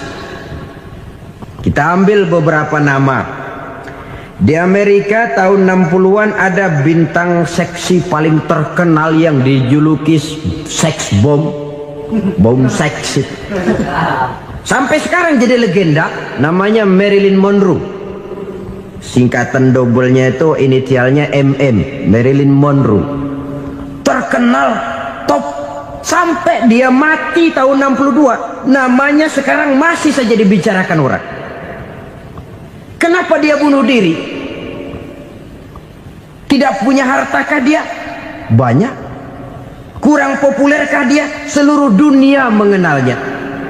Sejak rakyat kecil sampai pejabat tinggi dia punya hubungan. Kenapa? Jenuh. Dia terlahir dalam keadaan yatim. Setelah itu tidak lama dia berangkat remaja, ibunya meninggal, pindah dari wanita asuh ke wanita asuh sampai 12 orang ibu angkatnya. Dan kekecewaan yang paling parah, setiap laki-laki yang dekat dengannya hanya seperti kapal berlabuh, datang dan pergi silih berganti. Padahal dia merindukan seseorang yang bisa melindungi hidupnya. Dia rindukan itu dan dia tidak pernah menemukan. Itu yang akhirnya menyebabkan dia minum pil tidur kelewat dosis, minum obat tidur kebanyakan, ya tidur terus sampai sekarang.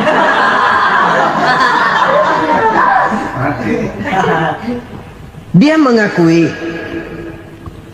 saya telah memiliki ketenaran, tapi saya tidak pernah hidup dalam ketenaran itu. Saya pandai main sandiwara, tapi saya ingin hidup dalam alam yang real sebagaimana umumnya orang. Itu yang dia rindukan. Menyusul jejak yang namanya Marilyn Monroe ini, Billie Holiday, saudara kenal tentu, di rumah sakit dirawat. Dia juga minum obat overdosis, mati lagi.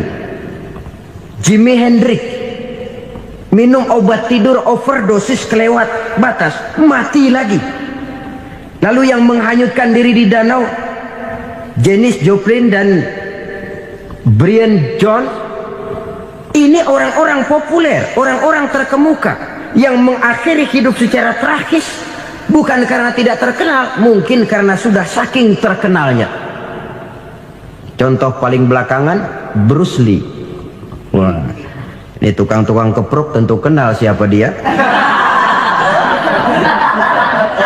Sampai sekarang pun tabir kematiannya masih merupakan misteri.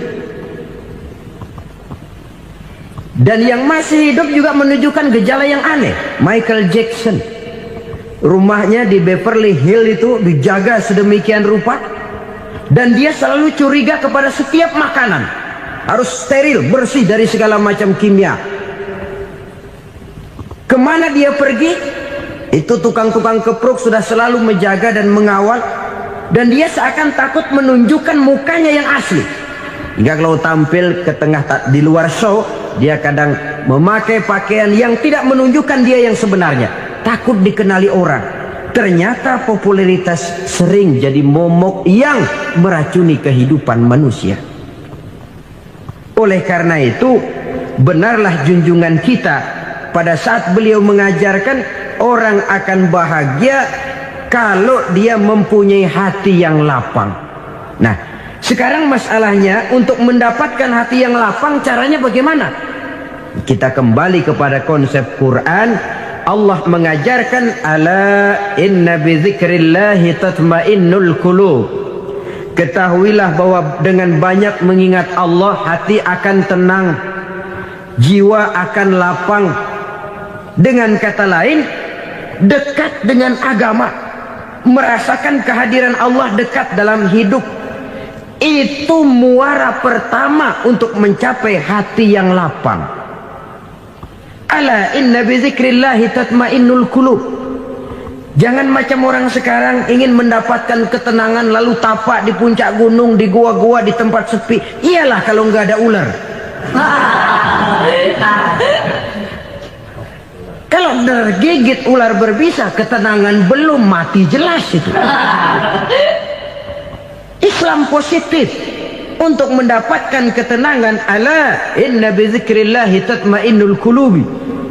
Bahwa ketahuilah bahwa dengan banyak mengingat Allah, hati akan tenang, jiwa akan lapang, nuansa pikiran akan luas.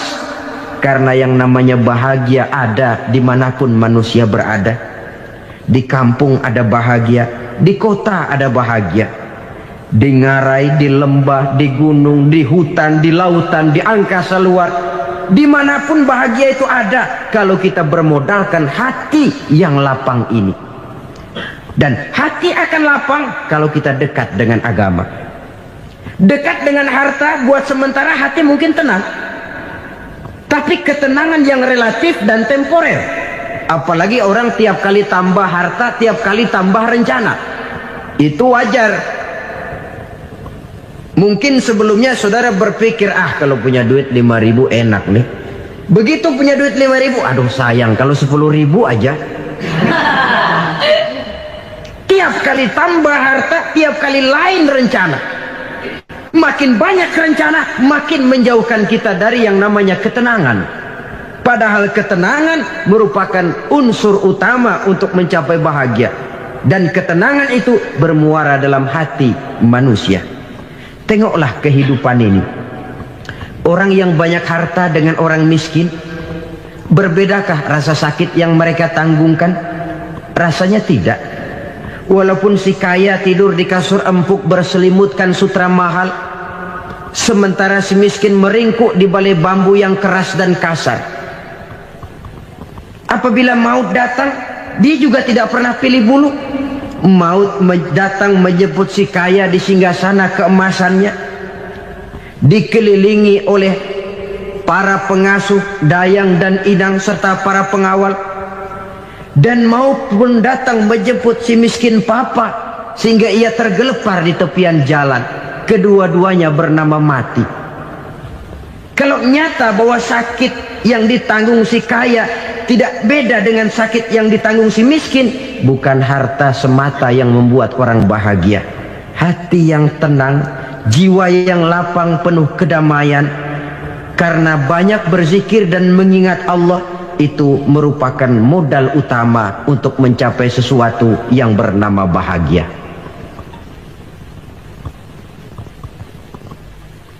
Saudara hadirin yang saya hormati, inilah yang pertama dari 4 ciri yang digambarkan oleh Nabi tentang tanda-tanda orang bahagia. Dan harus berangkat dari yang pertama ini, hati yang lapang. Ini yang harus kita miliki lebih dahulu, baru nanti akan menyusul kepada poin yang ketiga, kedua, dan selanjutnya. Sebab kalau hati sudah terisi dengan jiwa yang lapang, seluruh persoalan insya Allah akan bisa kita atasi dengan sebagaimana mestinya. Yang kedua sekarang, tanda orang bahagia menurut baginda Nabi, markabun syariah. Orang bahagia itu, kata beliau, punya kendaraan biar cepat asal lancar. Artinya kemana dia mau pergi mudah. Apa maksud hadis ini? Kalau kita kaji lebih dalam, kendaraan itu kan alat transportasi. Transportasi tidak lain adalah usaha memudahkan komunikasi. Pindah dari situ kepada teori bahwa manusia adalah zon political, makhluk bermasyarakat yang tidak bisa memenuhi kebutuhan hidupnya secara sendirian. Kita memerlukan keberadaan orang lain dalam kehidupan ini. Untuk memakai baju saja kita sudah perlukan petani yang tanam kapas, pabrik yang memintal kapas jadi benang, pabrik yang menenun benang jadi kain, sampai kepada mesin jahit, sampai kepada tukang jahit. Itu cuma untuk memakai pakaian saja. Tidak seorang pun di antara kita yang sanggup memenuhi kebutuhan hidupnya secara sendiri. Kita perlu orang lain. Maka kebebasan dalam arti mutlak, kebebasan tanpa batas, itu tidak mungkin ada dalam kehidupan. Karena kita mengadakan yang disebut interaksi sosial. Setiap kegiatan kita tentu melibatkan orang lain. Menurut kita barangkali kita bebas jalan di jalan raya semaunya, tapi orang lain berkendaraan pun merasa bahwa ini ada juga jalan haknya, dan begitu selanjutnya. Oleh karena itu, maksud dari kendaraan yang cepat ini adalah khulata'uhu ma'as solihin. Lingkungan pergaulannya terdiri dari orang-orang soleh. Pergaulannya luas. Kemana dia pergi ada temannya. Kesulitannya ada tempat dia cerita. Dan kesulitan kalau sudah diceritakan kepada orang lain, taruh kata orang itu tidak bisa menolong, namun menceritakannya kepada orang yang kita percayai, kan paling kurang sudah mengurangi beban jiwa, mengurangi tanggungan batin, merasa masih ada tempat kita cerita. Maka lebih baik orang awam yang mau bergaul ketimbang orang setengah alim tapi ngunci pintu. Sebab nantinya akan timbul sikap picik, cupik pandangan, dan tidak luas menghadapi kenyataan dalam kehidupan ini. Namun yang harus kita garis bawahi, pergaulan memang mesti luas. Namun jangan sekali-kali lupa bahwa pergaulan sangat besar pengaruhnya dalam ikut membentuk kepribadian manusia. Sehari-hari bisa kita bilang, kalau kita dekat sama tukang minyak wangi, sekalipun nggak dibagi minyaknya, baunya tentu dapat. Betul? Tapi dekat sama tukang elas, walaupun nggak kena apinya, asapnya mesti kena. Kalau Syauqi mengatakan lebih jelas lagi, man asyaral asrafa asa musyarrafan wa muasyiral anzali ghairu musyarrafin. Awalam taral jildal hakira muqabbalan bisagri lamma sara jildal mushaf. Siapa yang bergaul dengan orang mulia, dia bakal ikut menjadi mulia. Tapi siapa yang berteman dengan orang hina, dia tidak bakal ikut menjadi mulia.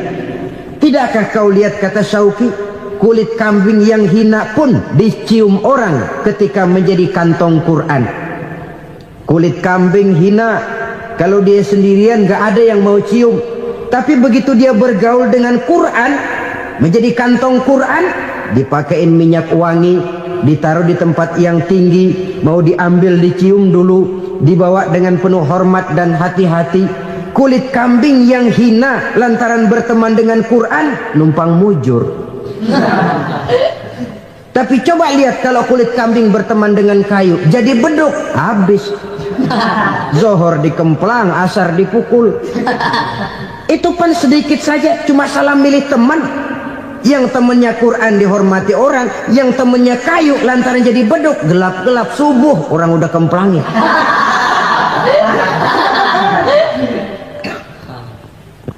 Maka terutama kepada adik-adik remaja yang masih mencari identitas diri, yang ibarat kaset masih kaset kosong, mudah diisi oleh apapun, pandai-pandailah memilih teman dalam bergaul.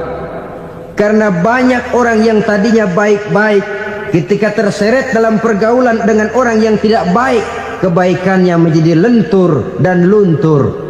Tapi berapa banyak bajingan-bajingan tengik, orang-orang yang berlumur noda dan dosa, tiap hari melakukan maksiat, namun bergaul dengan orang yang baik-baik, pada akhirnya sedikit demi sedikit beringsut dan berangsur dia terbiasa mengikuti kebaikan-kebaikan.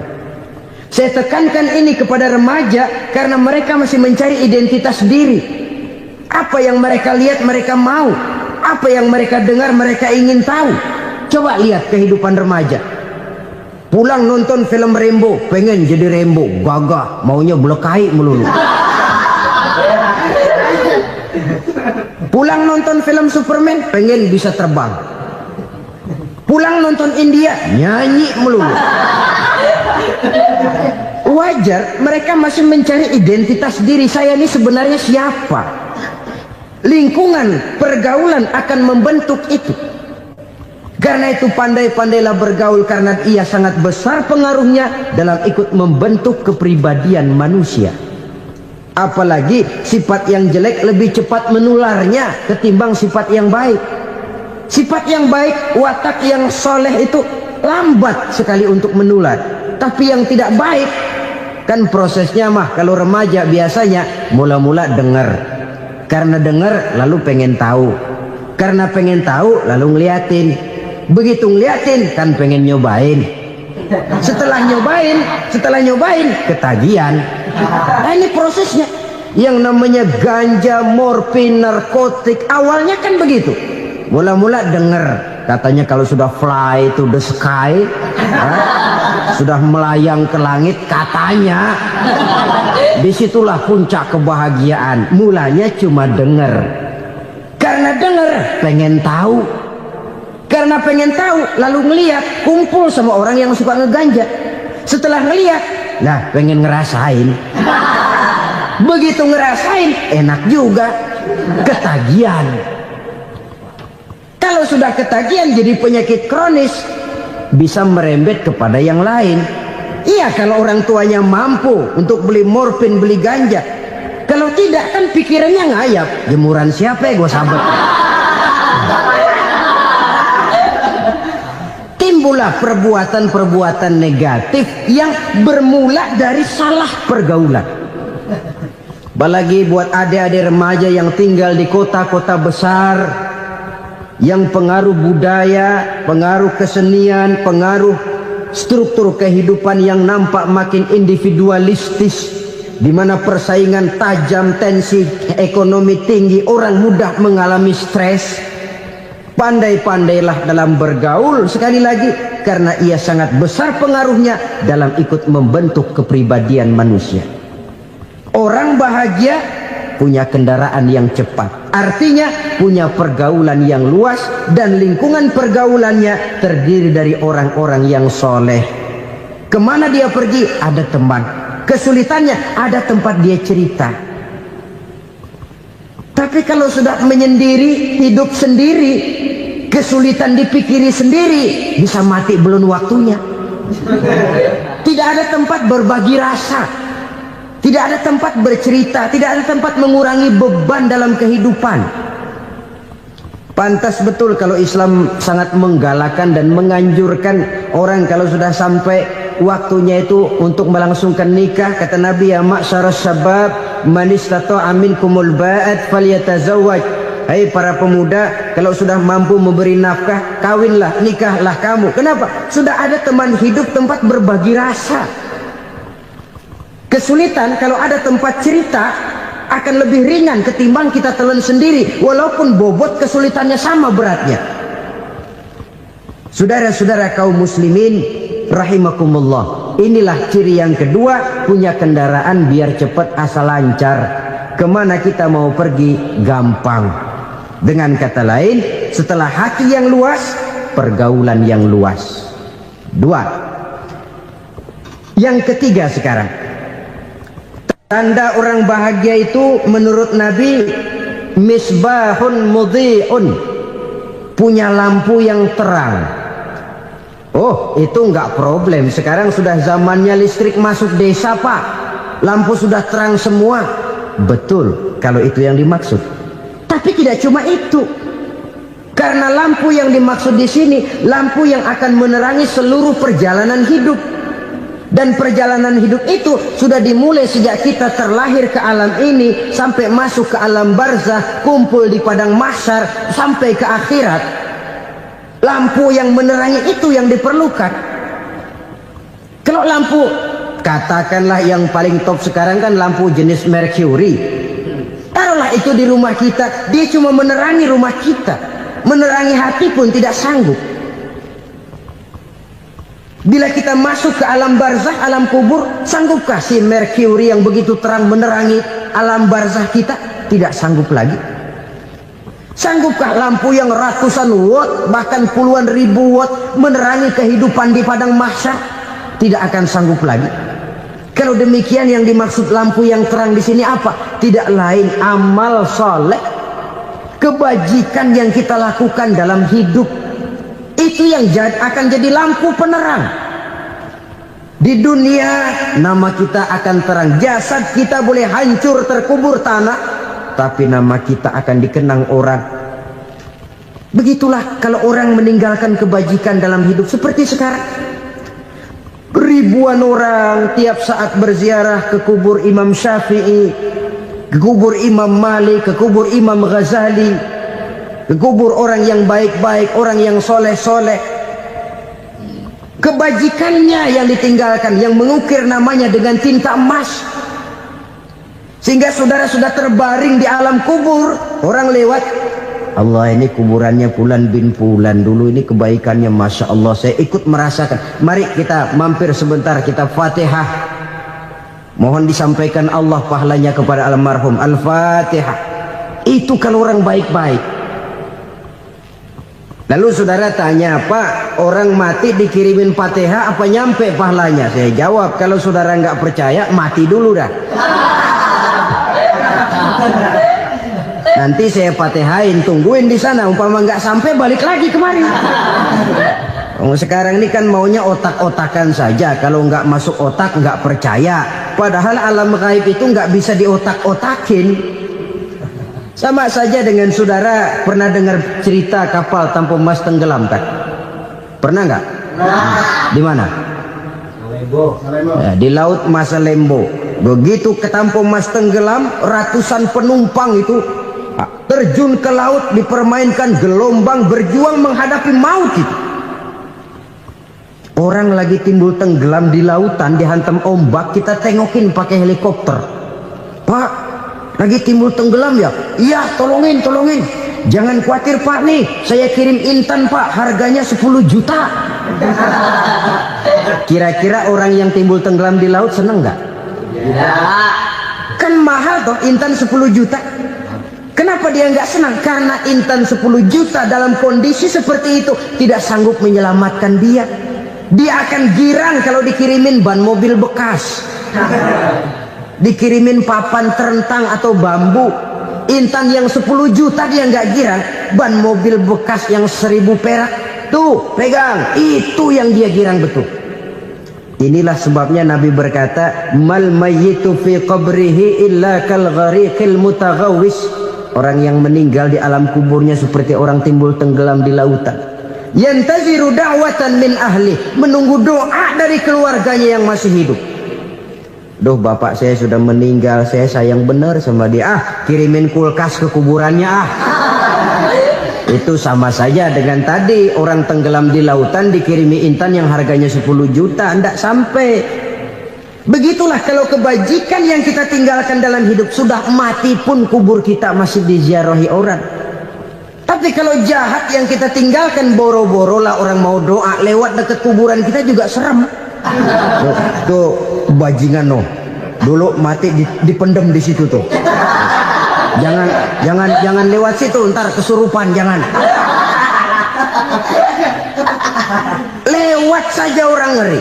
Konon lagi membacakan Fatihah dan mengirimkan doa. Hidup pada hakikatnya adalah kesempatan untuk berbuat baik. Maka sekali kesempatan itu diberikan, manfaatkan dengan sebaiknya. Sebab kesempatan kedua tidak akan pernah ada. Kesempatan berbuat baik di sini, di akhirat sudah pembalasan namanya. Sekali kesempatan itu dicabut, dia tidak akan pernah dikembalikan lagi. Kata Iqbal, hidup tidak mundur ke belakang, Bung. Berhenti diinjak orang, mundur hancur. Tidak ada kata mundur dalam hidup ini. Berhenti diinjak orang, mundur kecebur. Tidak ada kata lain, harus maju dalam kehidupan dalam artian yang positif. Hidup adalah kesempatan untuk mengumpulkan kebajikan yang sebanyak-banyaknya. Di situ nilai daripada manusia. Sekarang ini memang nggak kelihatan kok, orang yang banyak pahala sama yang banyak dosa nggak kelihatan kok. Barangkali kalau habis bikin dosa palanya pada benjol, mungkin orang takut sama dosa. Tapi sekarang sama saja, orang yang banyak dosa dengan yang nggak banyak dosa jalan bareng dari belakang, sama, nggak kelihatan beda. Tapi ada waktunya di mana pahala memegang peranan, di mana dosa diperlihatkan. Sama saja kalau kita bawa mobil siang, lampu kan nggak begitu berfungsi. Apa lalu bilang, alah ini lampu berat-beratin, copot-copotin aja dah. Tidak perlu begitu. Kenapa? Pada suatu saat malam senja akan datang. Bila matahari terbenam, senja pun datang, gelap mulai merayap, disitulah baru terasa perlunya lampu. Pahala begitu. Sekarang orang yang nggak ada pahalanya nggak kelihatan dalam kehidupan. Tapi pada suatu saat senja kehidupan akan datang. Ajal merenggut nyawa, malam merayap, dan hidup mulai diliputi kegelapan di alam barzah. Dikala itu kalau nggak punya lampu, alangkah malangnya kita. Sebab amal yang baik, kata Nabi, di alam barzah itu akan diciptakan menjadi perempuan yang cantik menemani kita. Amal yang jahat akan menjadi orang yang paling jelek nemenin kita. Sudah di tempat gelap yang nemenin jelek.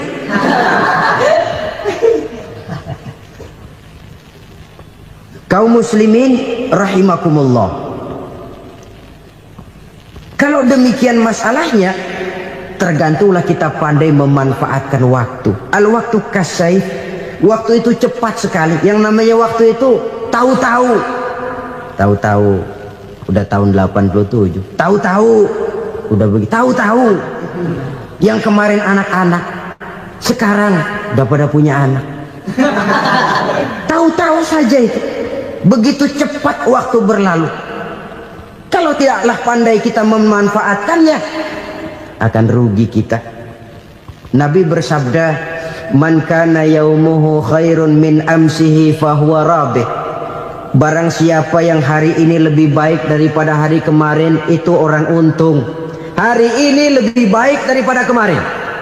Bulan ini lebih baik dari bulan kemarin. Tahun ini lebih baik dari tahun kemarin. Itu orang yang beruntung. Tahun kemarin sembayangnya maghrib doang, sekarang udah tambah isya. Tahun kemarin cuman Idul Fitri aja ngancem bener, sekarang udah tambah Jumat, lalu tambah lagi maghrib, tambah lagi isya, dan selanjutnya. Hari ini lebih baik daripada kemarin, itu orang yang beruntung. Wa man kana yaumuhu mislu amsihi fahuwa khasir. Lalu barang siapa yang hari ini sama saja dengan hari kemarin, itu orang rugi. Hari ini sama dengan kemarin, rugi itu. Bulan ini begitu, bulan kemarin begitu, tahun ini begitu, tahun lalu juga begitu. Rugi itu orang. Rugi apa? Rugi umur. Umur tambah, amalan gak pernah tambah. Dan saya pikir lebih merupakan azab ketimbang nikmat kalau orang dikasih panjang umur cuma untuk numpuk dosa. Mending mana? Panjang umur banyak dosa sama pendek umur dikit dosa? Mending mana? Mending mana? Ya, paling mending tentu panjang umur banyak pahala. Tapi kalau tidak, sekali lagi, lebih merupakan azab ketimbang nikmat kalau orang diberikan panjang umur tapi cuma untuk sekedar menumpuk dosa. Kehilangan kesadaran bahwa dunia bukan terminal akhir dari satu perjalanan. Dia cuma halte di mana kita berhenti sebentar untuk menuju kepada terminal yang hakiki. Saudara-saudara kaum muslimin rahimakumullah, inilah lampu yang akan menerangi kehidupan, amal yang kita lakukan di dalam kehidupan. Jadi yang dimaksud dengan lampu yang terang, kebajikan yang kita kerjakan dalam hidup. Nah, setiap orang di awal tadi saya bilang ingin bahagia. Bahagia itu kan hakikatnya kumpulan senang dan selamat. Senang, selamat. Apa bedanya? Senang tapi tidak selamat, nggak bahagia. Selamat tapi nggak senang, nggak bahagia orang. Contoh, kalau orang korupsi, duitnya banyak, senang dia, tapi keselamatannya. Ada tentara baris di samping rumahnya udah bingung, padahal tentara latihan.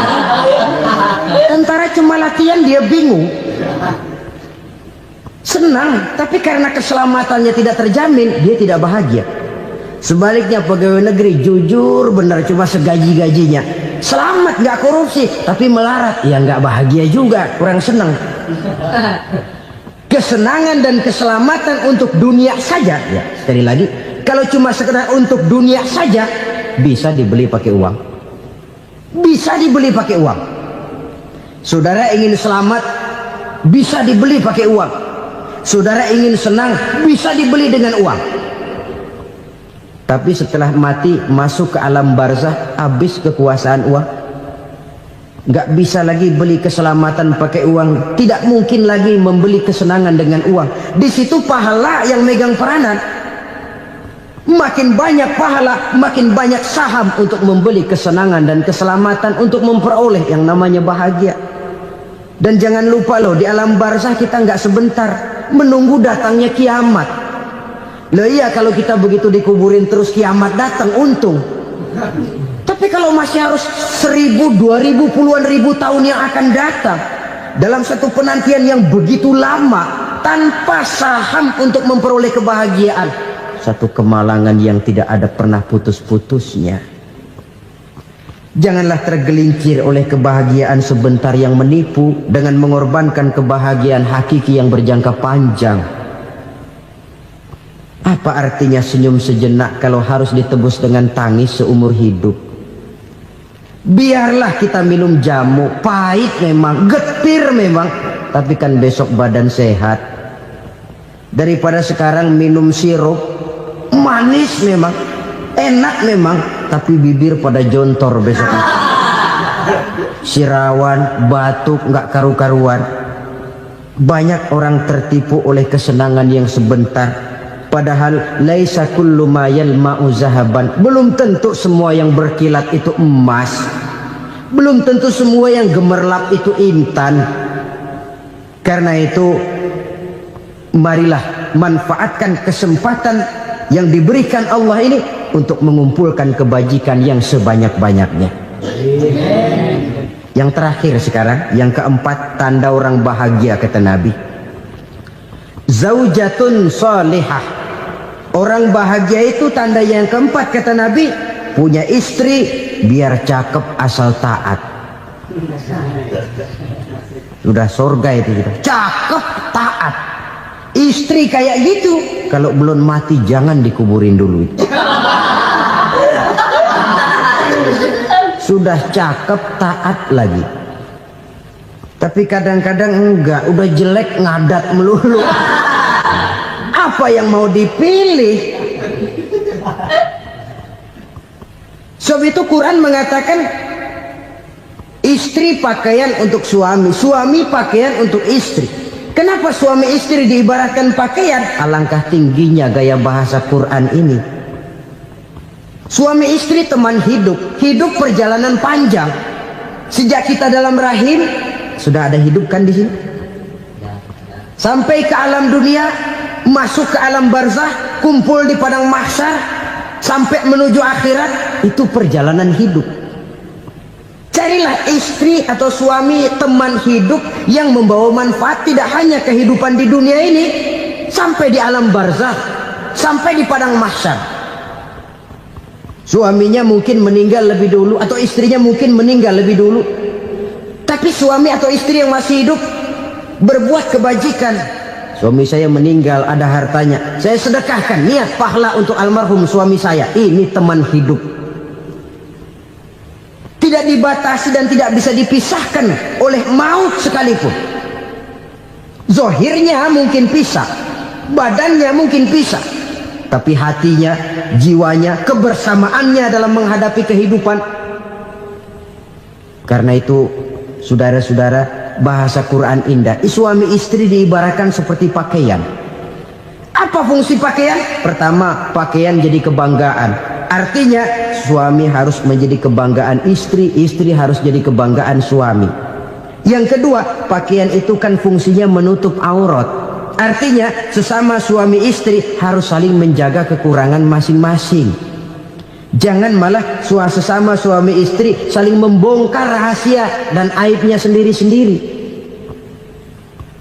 Istrinya diceritain jeleknya di mana-mana, atau suaminya dibongkar rahasianya di pasar umum. Itu sudah tidak lagi berfungsi sebagai pakaian. Kenapa semua ini diperlukan? Karena kita menyadari bangsa yang baik terdiri dari masyarakat yang baik. Masyarakat yang baik merupakan susunan dari warga yang baik. Warga yang baik adalah terdiri dari rumah tangga yang baik. Dan rumah tangga yang baik merupakan susunan dari pribadi yang baik. Dari situ langkah dimulai. Membangun satu bangsa yang baik diawali dengan membangun rumah tangga yang baik, dengan menciptakan pribadi-pribadi yang baik. Sehingga dari sini diharapkan berkembanglah nilai-nilai kebaikan. Orang akan bahagia mempunyai istri yang soleh. Kenapa? Tidak ada seorang suami bisa sukses jadi apapun dia, apapun profesinya. Dokterkah, kiaikah, mubalikah, petanikah, pengusahakah, pejabat tinggikah, tidak ada seorang suami yang bisa sukses tanpa peran serta istrinya. Walaupun memang peranan itu tidak begitu kelihatan, tapi sangat menentukan. Karena itu, saudara hadirin yang saya hormati, Islam sangat menghargai kaum wanita, memberikan kedudukan yang tinggi sepanjang tidak mematikan kodrat kewanitaannya. Nah, kalau sudah kesuksesan ini diawali dari rumah tangga, karier di masyarakat mudah untuk dikejar. Tapi keberantakan di rumah tangga merupakan kegagalan pertama di tempat lain. Nah, inilah saja yang dapat Al-Fakir sampaikan pada pertemuan kali ini. Terima kasih.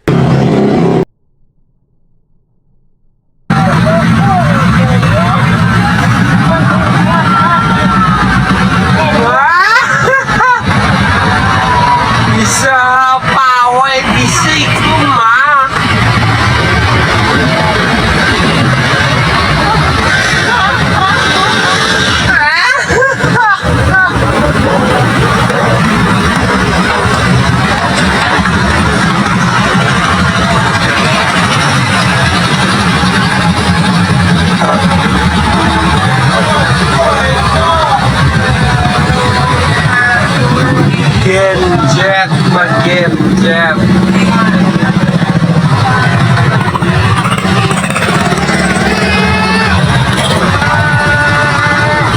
rombongan Genjet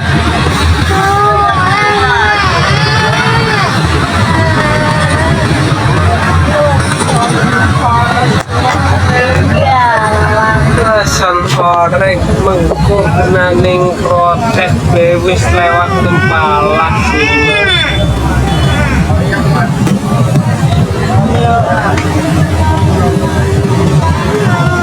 Iya yuk kejar sampai ya.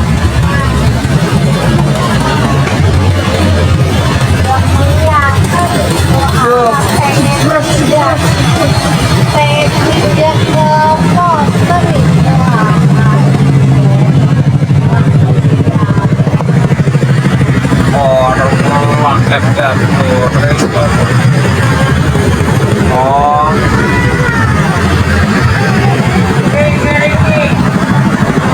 iya dijemput sama tongeng aja tuh